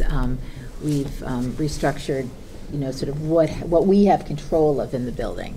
But with regard to sort of knowing when that CO is going to come, there we don't have any control. And again, I don't know how much can be said. I'm just concerned, given that initially the hope was to have things done in March. Things kept being moved. And at the last school committee meeting, we had an update from Turner Construction saying everything is on target. And so I'm just expressing my concern. Your concerns are not individual. Anything else on that? The finance and budget update that I know of is that we're still looking okay to be within budget, but there's plenty of prudence and caution with respect to what you add or change in the project to make sure that that continues to be the case. Ribbon cutting next Friday, November 16th. You all have placed on your desks or on your sheet, invitations just for the new members of the committee. You are cordially invited to attend the ribbon cutting ceremony Friday, November 16th, 2018, 1:30 p.m. right here. And please, Jonathan has said, please RSVP. The RSVP is here. And Steve, you asked whether or not you could bring a guest, a +1. The answer is yes. I believe so, yes. Yeah. Just like a wedding? I think it should be noted, too, that this ribbon cutting ceremony is not the open houses for the community that we are so looking forward to having. We will have those once the auditorium is set and we are in a position to show off the entire building as it's meant to be. So this is more of a traditional ribbon cutting with members of the SBC and various people from the, various town and state officials. What time do you want us here, Mary? 1:30. What time do you want us here? 1:30, sharp. No, 1:30 next Friday. We're not going to meet earlier? 1:25 for you, Al. All right. Anything else on that? I thought there would be a little talk, a prior talk to the ribbon cutting, or we're just going to come? No, the event starts at 1:30. There are some, there will be some short speeches. There will be some greeting. It just begins at 1:30, but it's the event itself is being referred to as a ribbon cutting, although that's just one step in the ceremony. So you don't want to stay for the speeches? I do. They start at 1:30. Now, 1:30. Okay. That's also something we can handle outside meeting. Principals. What should be the featured portion of this meeting? Well, aside from some of the other awards presentations, things like that, reports from the principals, MCAS presentations. Yeah, maybe all three of you can arrive at the podium. And you can determine who wants to go first. I keep on getting a cramp in my leg. Stand up. I think I'm getting old. You don't have time sometimes. You're not getting it. And This can move faster, actually. Yep.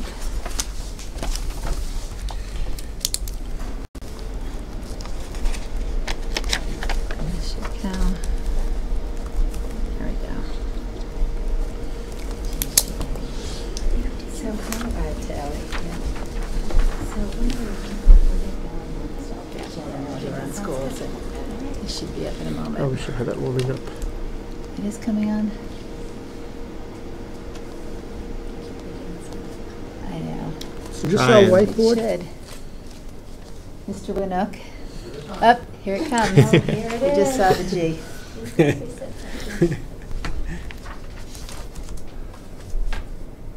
I can't see it.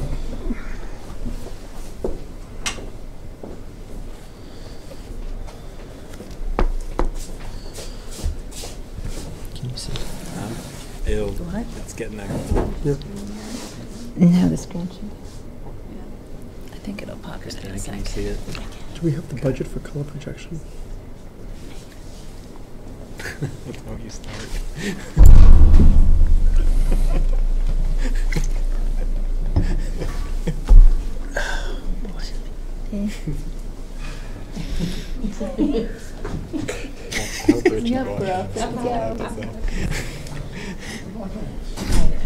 Did you log out a sub? I logged Oh, well, on. that's the No, problem. not as sub, as, That's the problem. well, not a sub. No, we should stay a sub. I like that desktop. It's nice and bright.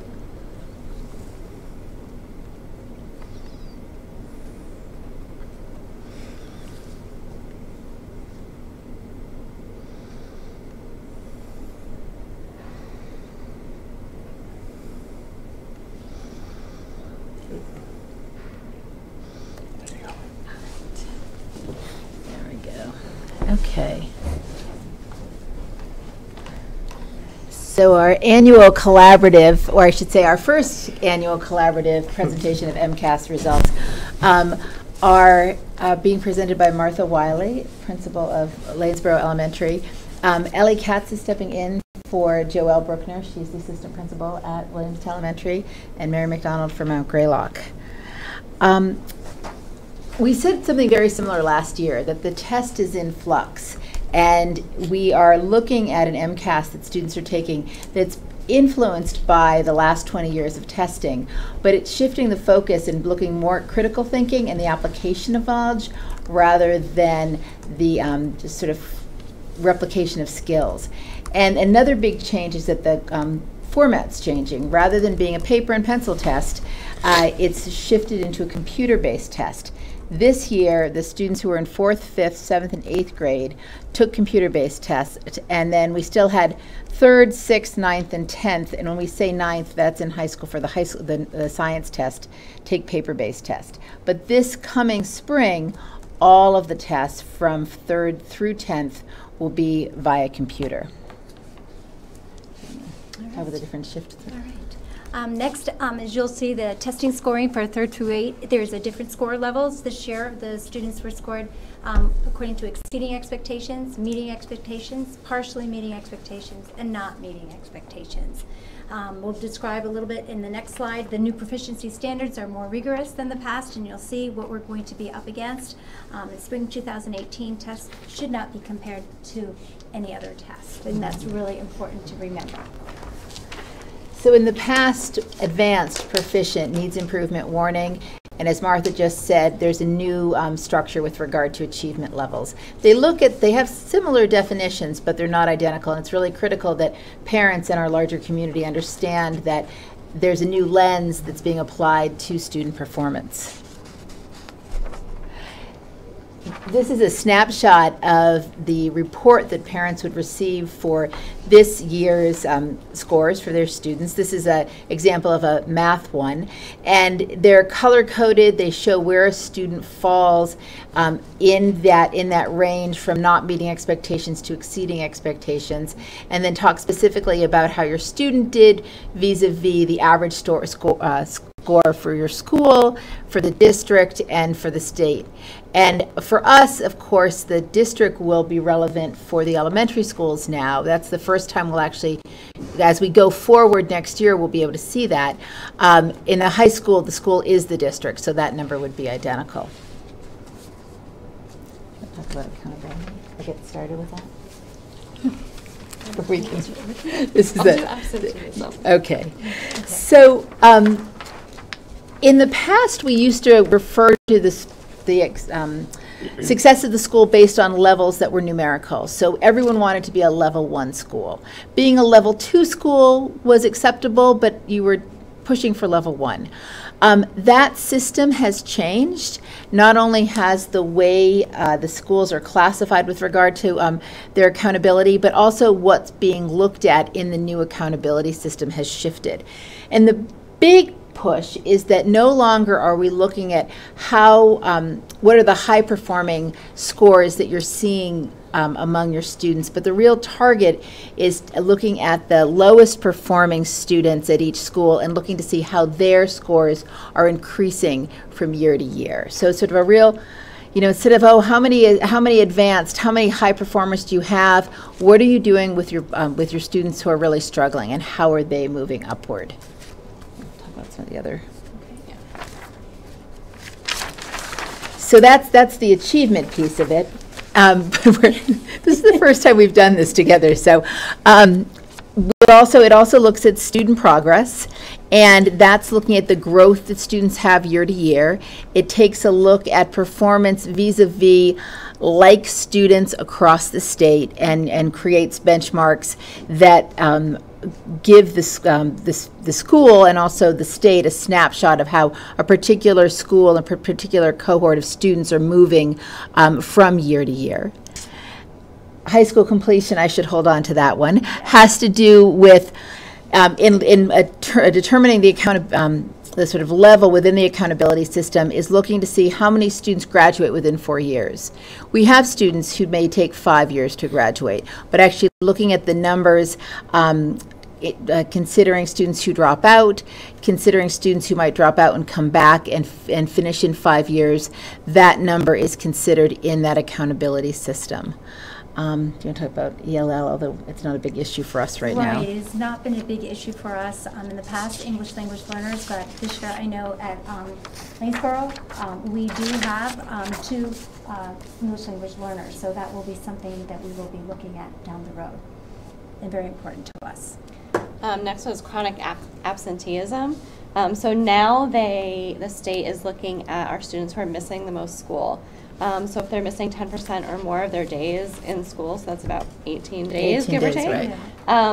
And it's really interesting because in my specific role, I'm the one who's calling home and saying, hi, you've missed a lot of school, or you're late for, tardiness doesn't really matter, but the absenteeism really impacts us. And thinking about Williamstown Elementary specifically, we are in a college town and Mount Greylock, and we have students who might be professors. Lanesboro might as well. So our vacations don't line up, and so what does that look like? Are those students taking rich experiences and going places and learning about things during those times? Probably. And so how can we take those experiences that students are having and counting that as days in school? So it's something we're going to be talking about and thinking about creatively, because it's not that, we're not doing anything those times that we're out, but what does that experience look like, and how is it adding to the student's education? And on that note, we're also starting robocalls. That's new to West. Mount Greylock has done that. Lanesboro as well. And so we have automatic phone calls going home to parents when students are absent to help curtail students being out, unless there's, a sickness or something that's really, really important that they need to miss school for. So we're really trying to stress the importance of attendance, and we know the phone calls are kind of annoying, but we're getting used to them as a community. So this shift too in looking at chronic absenteeism for the accountability purposes is also going to require us to go back and look at our policies. Mount Greylock's attendance policy, when we were Mount Greylock Regional School District, looked at the number 24, with 12 at each semester. If you had 12 absences that were unexcused, that it's possible that you might lose credit for the particular course you were taking or the semester's worth of a course that you were taking. And with the state being focused on 18 instead, we really should revisit that policy and take a look at how that's communicated, and communicate more broadly to our families about why we're moving in this direction. And there certainly are excused absences. We certainly have them at the high school level. If you're going to visit a college and you're visiting it during the school day because you want to see what it really looks like in action, that's considered an excused absence. But being very careful about communicating with the parents about this, and frankly for us, for students as well. Okay, and then the last one that the state is considering is advanced coursework completion. So again, this is relevant for the high school, looking specifically at 11th and 12th graders, the percentage of the student body that takes advanced courses. And those are understood as AP courses, college courses where you have dual enrollment for credit. So I mentioned Maddie had to head back to study for her midterm for multivariable. She's getting college credit at Williams. We do have students who audit occasionally. That wouldn't be considered a course that was relevant for this, or would be counted in this category. We're not a school that has a international baccalaureate program, but there are other sort of high-level science and math courses especially that would fit into this. But I think the important thing is how many students in the cohort of 11th and 12th grade are taking these courses, not necessarily how many courses are being taken by individual students. So for us, that's an important thing to consider. And Mary, did you want to just say there, instead of moving from, level 1 to level 2, we have to really be careful that we're going to be classified differently. So you can see that in the next visual down below, is that schools will be classified in that manner as opposed to the number system. And all of this is to say, what's the performance? How is the school doing? What's its performance? How does it compare to like schools? And more importantly, what does the school need to improve? So that's the purpose of MCAS, and we have to keep that in mind. We provided in your packets a glossary of these terms, so you can go back and take a look at it and understand specifically how achievement is going to be understood. It's still looking at CPI, the idea of a composite average. And that's similar to what was done before, where depending upon what the assessment number is, it's assigned a score, and that's how it's the composite is determined. Let's go. So you want to? Yeah. So we provided the overall scores, and then in the next two slides we drill down a little bit deeper.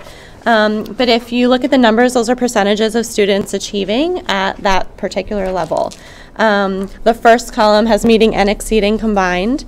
And if you notice, those columns are students at Williamstown are achieving higher than the state for exceeding and meeting expectations. For partially meeting, our percentages are lower than the state, which is good. Our average student growth percentile, which is in the second to last column, the target's 50. And we did achieve that in some areas. We talk about this every year, and I remember Joelle saying it my first year, it's really, really hard to grow when we're achieving high already. So our growth, we're growing, and the fact that our numbers are close to 50 is really great. But the state says 50 has to be your growth percentile, so we're getting there. And we are growing, which is great to see. And if you look at the bottom, they clump all of our ELA scores for 3rd through 6th grade. They bunch it into 3rd through 8th, but that's just what the state does. That only counts 3rd through 6th grade at Williamstown. And I'll drill a little bit deeper in the next two slides about ELA and math. Let's see. So if you look at our ELA scores, in some areas we exceeded the target, which was great. In other areas we did decline, however it was not significantly. Our high needs group declined and our students with disabilities declined.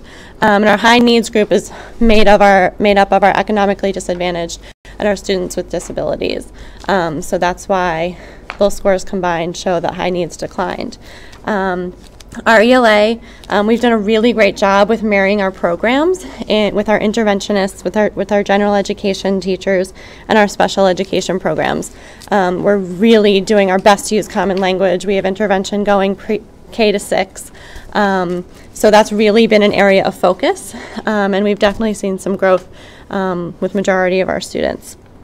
If you look at the bottom for math, our lowest performing students and our high needs students were the subgroups that declined. However, our all students exceeded our target. And let's see, our students with disabilities had no change. We are recognizing that that is an area where we need to kind of look at that gap and say, how can we improve that? Our math interventionist is part-time and working at the lower elementary levels. So we're exploring intervention programs with special ed teachers and the interventionist to say, is there something else that we can do to beef up our math instruction as the students get older? Because we're doing a really great job foundationally in the lower elementary grades, but as we get up, we're recognizing that that's something we need to improve on. And then for science, I want to note that in the past few years, we have been teaching to the next generation science standards, which are not what's tested on MCAS. So it's like, we don't want to teach to the test, but you also want your students to do well on the test. So that way, you know, we can see that growth in the data. But we also felt it was really important to dive into the standards, get our hands dirty, and beef up our science instruction, which has definitely happened. And even with our MCAS scores, we've met our target, and there wasn't a change with our high needs group, which is made up of our students with disabilities and our economically disadvantaged students for this subgroup of students. So we're pretty happy with what we're doing, but it is informing us to say what can we do, what interventions can we provide, and what other supports, you know, can we adjust in the building. Questions? All right, very good. What do we go next? Just hit enter, right? Alrighty, so here are Lanesboro scores. As you can see, similar to what you saw for Williamstown, meeting or exceeding expectations in the first column, and comparing it district-wide to state, and then exceeding expectations, meeting expectations partially, and not meeting expectations. So some areas for us for concern are in our grade 3 for reading and math, and also in English language arts in grade 4 as well. But we did pretty good in 5th and 6th grade, and as Ellie said, our groups are combined down at the bottom in grades 3 through 8. Okay, and then down at the bottom here, you'll see that we have our science grade, not too bad considering. We have added science to each of our grade levels in our master schedule this year, so we're really looking forward to seeing that growth over time. As you can see, the average student growth percentile over there is a little bit up and down. We start at 49, and then our student growth percentile goes all the way up for 6th grade math up into 70.9. So we're really trying to aim high as well, and really shore up a few things there as our students get up into the upper grades. You can see they're doing much better. All right, so drilling down a little bit further in English language arts, we did quite well, as you can see. The only area that we declined was in students with disabilities. So we are really looking at that as our response to intervention this year, and really beginning to think about training our staff more in differentiated instruction. Just like Ellie said, what do those instructional practices look like inside the classroom, but as well as really implementing, again, some data meetings for us and collecting that data and progress monitoring for our students. Same thing for math. We did quite well, but our lowest students with disabilities we did not meet targets. So we will be, again, looking at that in both of those areas, and what can we do more in instructional practices within the classroom to make sure that we're meeting the needs of all students, okay? And there's been some great discussion among the 2 elementary schools, as well as at the high school too, is coming back and circling around to really train our teachers again, and what does it look like for differentiated instruction in the classroom to meet the needs of all of those students. And then last but not least, I believe here is our science, okay? So we met our target for all students, and it's not too bad for Lanesboro. So very pleased overall, but know that we can always be working to improve, okay? Thank you. You're welcome. Any For Mount Greylock, oh, sorry. Mary, go ahead. You sure? Questions? Nope. For Mount Greylock, for the middle school scores, they're organized in a similar way to what you just heard from the 2 elementary schools. So our meeting and exceeding expectations for English continues to be strong, with 71% for the 7th grade and 79 for the 8th grade, and strong growth numbers as well. And math, 64 for the 7th grade and 64 for the 8th grade. One of the things we noticed, and you'll see this when we dig down a little bit, is that we didn't get as much detailed information from the state with regard to individual performance. So our math department has gone and taken a look at the 7th and 8th grade scores and looked at individual student performance to get a better sense of how students did in different areas and see that there are certain sections and sort of sub-subjects within the math curriculum that needed to be covered in a different way more quickly. And so those kind of changes have already been implemented into this year's curriculum. Again, it says 3 through 8 for mathematics and 3 through 8 for English. It's for just 7 and 8 for us. So with 75 and 64, we're pleased with what those numbers present. Our 8th grade, we take science as 8th graders, and it's a test that goes from, considers what's learned in 6th, 7th, and 8th grade. So we're tapping into what's done in the elementary schools in that particular performance. 55% at proficient or higher. Definitely an area we continue to work on, but like the elementary schools, we're focusing on the next generation standards that are being woven in to the standards and will be eventually what's being tested on. But rather than essentially teach the test, we wanted to do the real science. So here's our data. We don't have some of the same numbers for high needs and economically disadvantaged. They just weren't provided by the state. So as I said, we looked individually, knowing the profile of students and how they performed. We exceeded the target for all students with regard to their English performance in 7th and 8th grade, and met the target for that lowest performing number that we were talking about, the state being so concerned about. For math, we met the target for all students, but while we had some improvement, we're still below target for the lowest performing quartile within math for 7th and 8th grade. I'll take a look at science. Here we exceeded the target. So our target, we still need to move. We still want to see more students at that proficient, meeting the, I keep saying proficient, we still do proficiency in the high school, but meeting the target or exceeding it, but at least we're moving in the right direction. For high school, we're still using the old language, so we're still using the legacy tests for 2018 performance. And so the words advanced, proficient, needs improvement, warning or failing are still applied. With 96% of our students at proficient or better, we're delighted. And you can take a look across that row horizontally and see that the numbers always exceed the state. The advanced exceeds, and proficient, and particularly looking at the needs improvement and warning numbers are lower than the state. So that's always what we're targeted. We're looking for. Math, 90% compared to the state at 78 at proficient or higher, quite significant. And then with science and engineering and technology, our exam that we give is given in the 9th grade, even though it says grade 10 there. We do the physics exam. Occasionally we have students who come in who might come in as a sophomore, come in as a junior, and so they would take the exam for the course that they are taking, chemistry or biology, and while we have their individual scores, they're not added into our composite score. So sort of we keep apples to apples and don't mix in the orange and peaches. Okay, so taking a look at where we are with regard to high school performance and considering accountability for achievement, the composite performance index, we've exceeded the target for all students, no change for the lowest performing. With regard to English, exceeded the target for math. So a real jump in math. And this has been something that we've seen all along, that movement from 8th grade to 10th grade, the review of what they've had in middle school, the maturity that we see in students. So we're delighted to see that we've exceeded that target. And with regard to science, again, this is looking at physics, we exceeded the target as well.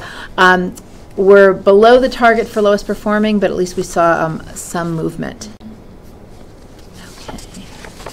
So that's the snapshot for our MCAS performance. This information is available on the DESE website. You can see our report cards if you go to the various schools and get snapshots, so if you can look at the numbers more closely. The state's in transition.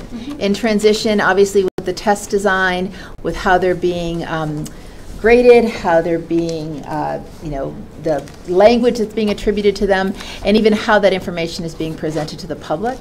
So I'm typically with the Department of Ed, it may take 3 to 4 more years until they have sort of something that they're very, they're able to produce consistently. then we might have some changes. But it'll probably take a couple more years for it to be, data that we can consider that's effectively been generated over a couple of years and we can move from. Right now, I think we all spend a lot of time digging deeply and looking at individual students, and we're small schools, we can do that. First, thank you. Thank you all for everything you always do. And I know this has been an uphill climb with respect to all the changes and understanding the changes and ways to look at things and the changes in the ways that people judge people. That's challenging. Comments, questions from the committee? I mean, we can have more time with this in the future, just internally, but initial, yeah. Yeah, just one quick comment. For a lot of things, when you're talking about how we are relative to the state expectations, because we are a small district, this can come down to just one student. When you consider that, the focus on the lowest performing quartile, it's definitely not just one student. Okay. But I think one of the things... When you break into the categories. Right. I mean, it's because when you look at the total number, a few poor performers or a few strong performers can affect our numbers more substantially. Right. And I know in the high school, we have been aggressively working with students whose parents would like to have them leave with a high school diploma, and that means you must take and pass MCAS. So sometimes we have students who have always had a portfolio where they've showed their progress and been very successful there, and then the transition to go from a portfolio to a standardized test is substantial. Right. So that's something that needs to be considered as well. No, I just wanted to point that out because when you have categories with small numbers of members, you can have massive fluctuations from one year to another. Right. Exactly. And it's important to just keep that in context. Yeah, because our number sizes, if you look back, exactly. Some of them are some of them were one. Right? Right. Yes. It ranges from 240 to exactly. 0. Exactly. Yeah. So I guess the page that you talked about the overall classification framework, I didn't see any slide that kind of gave us how our schools were classified overall. I saw the individual grades, but I wasn't sure, is there like some summary page somewhere? Or? There is a summary page that's available on the DESE website. I can tell you that Mount Greylock is partially meeting targets. Okay. And we had conversations with Kim about how do we address this when we're still trying to understand exactly how what it reflects. So, for instance, we spent a little time talking about absenteeism today. That was an area that all three schools did quite poorly in. I mean, vis-a-vis performance in math. So, before we just used to look at academic performance, and now the state's looking at other elements. A situation like high school completion. Going to Steve's point, if you have, two students who drop out of school and pursue GED programs, so they go right to the work for a variety of reasons, that's going to have an impact on the final number. Okay. So that information is available. I know Mount Greylock is partially meeting targets, and we can share that information, but I think we have to dig more deeply into the numbers to be able to talk to you, intelligently. And in fact, Williamstown lost points for chronic absenteeism, and so that shifted us down a little bit, even though our achievement was pretty solid. Right. So that's something that hit me close to home because I'm the one who was calling the past 2 years. I'm like, oh, all right, how can we do that? So that's a conversation we're having, and how can we streamline that process and support families without it feeling like it's punitive, because saying you're getting negative points for absenteeism feels like it's punitive. Yeah. So.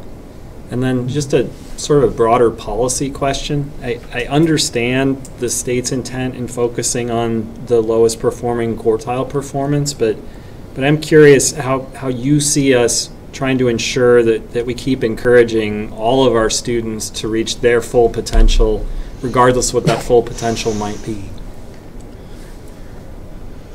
Maybe the The frank question from the middle high, or frank reply from the middle high school is that we think about MCAS, but it certainly doesn't directly guide us. The standards guide us. Where we'd like to see students when they depart guides us. Looking at what's expected in the kinds of colleges and universities that students are interested in, that's what we pay attention to. Looking at where students, where they thrive, and where they struggle, and how to support that, and then we think about MCAS. Thank you. I would echo that. And I think something that we've really valued in the elementary schools is really teaching to all of our students, and not just one range or the other, but really, pushing both high achievers for extensions and further activities, and making sure that our students who need more support are getting that support. And then our middle students are guided appropriately by the teacher. So I think really addressing our whole span of learners is a big, big focus. That I know our teachers really take to heart and work really hard to do all days and hours of the year. So. I applaud and appreciate that view. Thank you. Other comments, questions from the committee? Go ahead. I always feel uncomfortable when you get reports like this, for a lot of reasons. You said MCAS been around for 20 years. Well, maybe I'm dating myself. I remember it was in 1970 when I was working in the schools, when testing first came out. Yeah. Over almost 40 years ago. And a group of us, school adjustment counselors and school psychologists, wrote a letter to the state about that. And the reply back from the state was, listen, we're never going to compare kids. We're never going to compare schools. We're never going to compare communities. This is private, very strict information that we're going to give back to the districts so the districts can all work, so all children can be everything they are. Well, we know that that's a blatant lie.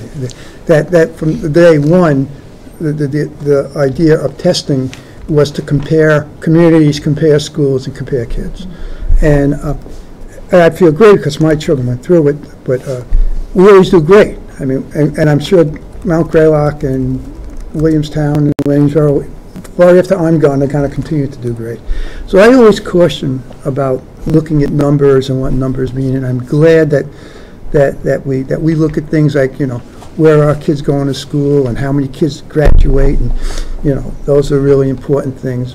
But I guess we got to play the numbers game because they want us to play it. And I'm glad I live in a community that education is so very, very important to. Both my children graduated at Greylock and both did very well, but that's inconsequential to what they did after that. Thank you. Thank you all. Okay.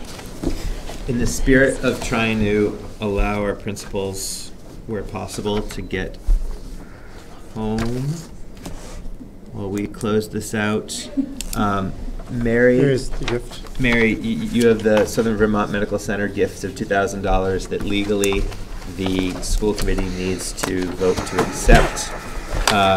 Do you want to speak to it? The chief financial officer, I should probably get to my, School council. I think I have my teacher voice. Okay. That will go on the mic, though.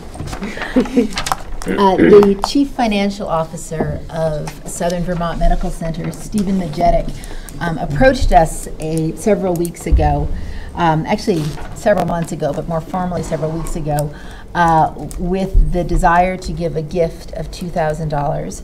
And there was some conversation about where that could be applied. And in the conversation, we moved to a place where it would be better for it to be focused on students but not be targeted at a particular purchase. And so I believe the letter you have is his most recent letter that says that they would like to have it be focused on student co-curricular activities. So that would be athletics as well as drama, clubs, but also looking at an opportunity for a field trip or having speakers in, but something that moves students beyond the curriculum. So that gave us lots of flexibility. So we would very much like that to be accepted. And then as a caveat to this, you'll notice in the second paragraph, he would like to talk to us about how a contribution could be made going forward annually to support the school as well. He had talked about athletics, but as we continued to have conversation, he could see that maybe having it targeted specifically at athletics wasn't the best choice. But I know and that's something we'd want to have school committee involved in if something like that was going to happen. Okay, this is different than slightly different than the letter in the email. Yeah, I think the email, I just got another letter. I just got another letter today that had changed the language and said that he wanted to, he understood that it really should support co-curricular activities more broadly. Comments, questions before? Many thanks, I was going to say. Yes, many thanks to Southwestern Vermont. Oh, Southwestern, yeah, right, Southwestern. Yeah, I always Southwestern Vermont. As many times as I have visited you and appreciated your services. Would somebody like to move a motion to accept the gift of $2,000 from Southwestern Vermont Medical Center to the district? So moved. Regina has moved it. Is there a second? I'll second. Steve has seconded. Discussion on that? Hearing none. All in favor?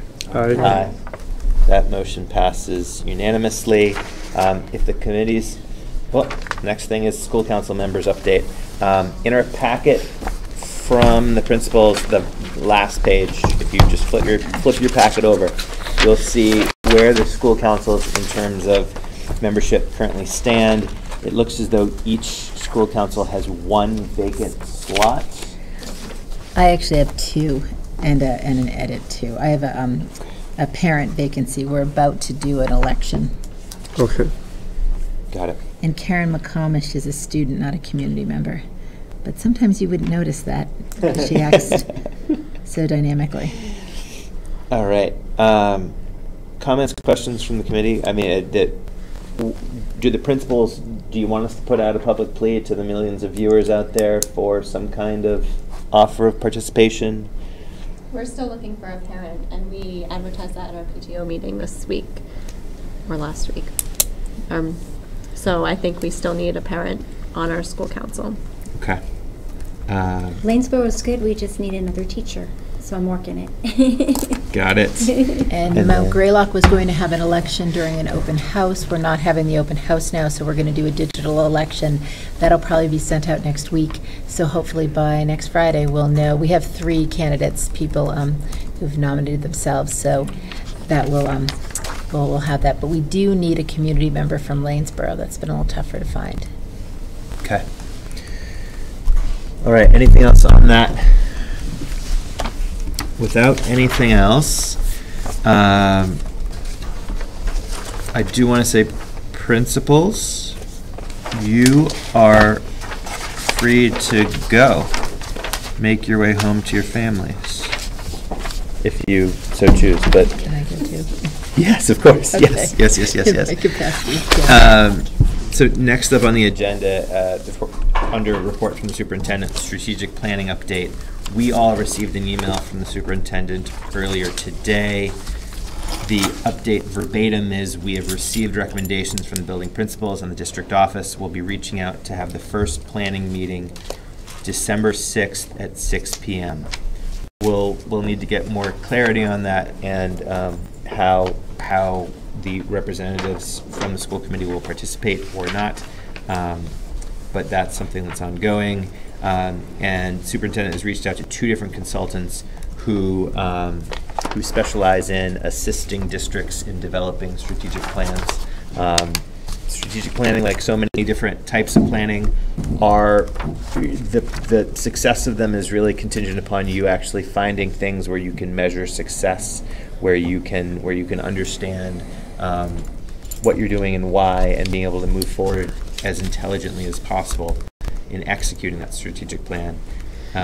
These 2 consultants, I believe from talking with the superintendent about that last week, are They have great experience and could be a huge asset, especially as this will be the first strategic plan for a pre-K through 12 district. From a budget perspective, the superintendent said that there are funds within the budget for any fees that would be incurred there. So that's the strategic planning update right now. Any questions, comments? Subcommittee updates. Finance. We have warrants? We have the warrants. They are right here. We can't forget about them. Right. We need 3 of us.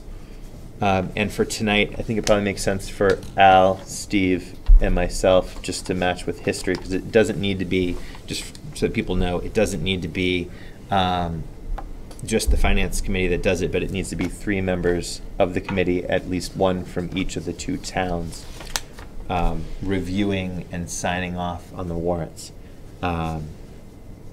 So that's something where Steve, Al, and myself can go through those the way we have for the last many months, but all committee members are welcome to review those warrants. That's a legal part of the awesome process that we have.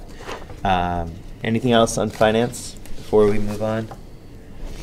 Capital gift phase 1. The first next step is to determine a path for project management related to the multipurpose building. That's something where I've solicited past RFPs used for the purpose of gathering that kind of project management. I'm going to try to make sure phase 1 committee meets very soon and is able to take a look at all of that and come up with, per the mandate that was given to it in the summer, end of the summer, to move forward with the process of identifying and hiring project management for the project. That's part 1. Part 2 is the architect, per their instruction that we gave them in August, has been moving forward with design document proposals for the full school committee. The phase 1 committee will be reviewing those, and they will eventually make it back to the full school committee for approval. Phase 1 committee will not approve those without the full school committee.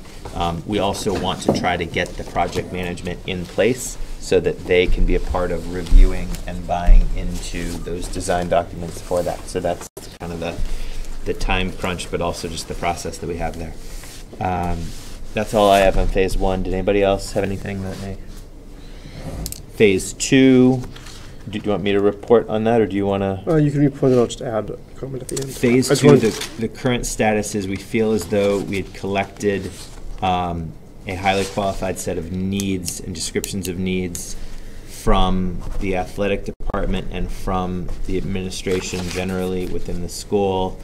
We have that document. It's a part of the minutes from the last phase 2 committee meeting. I will make sure that those minutes are distributed to the full school committee just so that you all can see them. And phase 2 committee next needs to get together as soon as possible to go through those needs, match them up with what we already know as possible costs associated with meeting those needs, and then start the hard task of figuring out, if we don't have enough funds in the capital gift, how do we figure out how to muster enough to get enough so that we can be happy as a district moving forward with athletic fields and ADA compliance related to athletic fields, which is the focus of phase 2. Right. And then the only thing I wanted to add is, unless anybody else wants to, I will email John and tell him that he was elected chair. Sounds great. Appointed. Sorry. Thank you. All right. Policy. I don't have anything right now. Do you? No, there's a couple of things we need to clean up and deal with, especially with building usage. Yes. And I have already emailed Kim so that we can try to find a time to meet. Okay. And absenteeism, I hear. Well, unless it's for good causes, which I'm happy to hear that.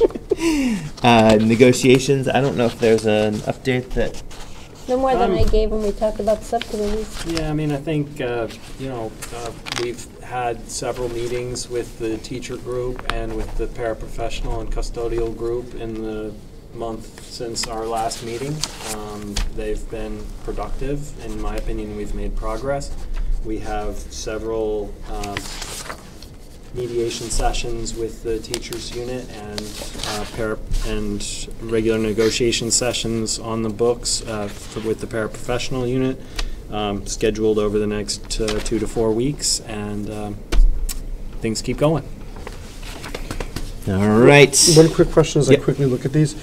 Does the committee need to, or do we already do this, and I might have missed it, reappoint Donna Neary as treasurer? No, we did that. And as the transition committee, that's good for the year. And the committee is still, it isn't like it's a different committee, Correct. it's just different members of the same committee. I was just wanting to be clear, because we are no longer, that was the transition committee. Yes, but I did confirm with I just wanted to make sure. with Desi on that. Perfect. Yeah, we don't need to redo everything that we did in July. Right. Upcoming events of interest. We can do this. This is one of the things that we as school committee members can do per the open meeting law, emailing. What I would like to propose is that we find a time, if we can, to have a workshop this month, if possible, for school committee members to be able to discuss goals, planning, how that relates to superintendent goals and superintendent evaluation, be able to, in a less formal setting than this one, be able to get up to speed with what MASC recommends, what we know, how we can all interact and best perform our duties over the course of the rest of the year. It makes sense to do that now that we are the school committee that will exist throughout the rest of this fiscal year. But I will email people and we can see if there's a time that works, and if there is, great. If there isn't, maybe we can even come up with a way to split off things and handle something in a way that's legally appropriate but also allows us all to manage to get on the same page. The superintendent has proposed a special meeting for November 20th at 6 p.m. I'm not sure. This is, again, if people can take a look at their calendars, and after this meeting, let me and Jonathan, Kim, know whether or not you can make it.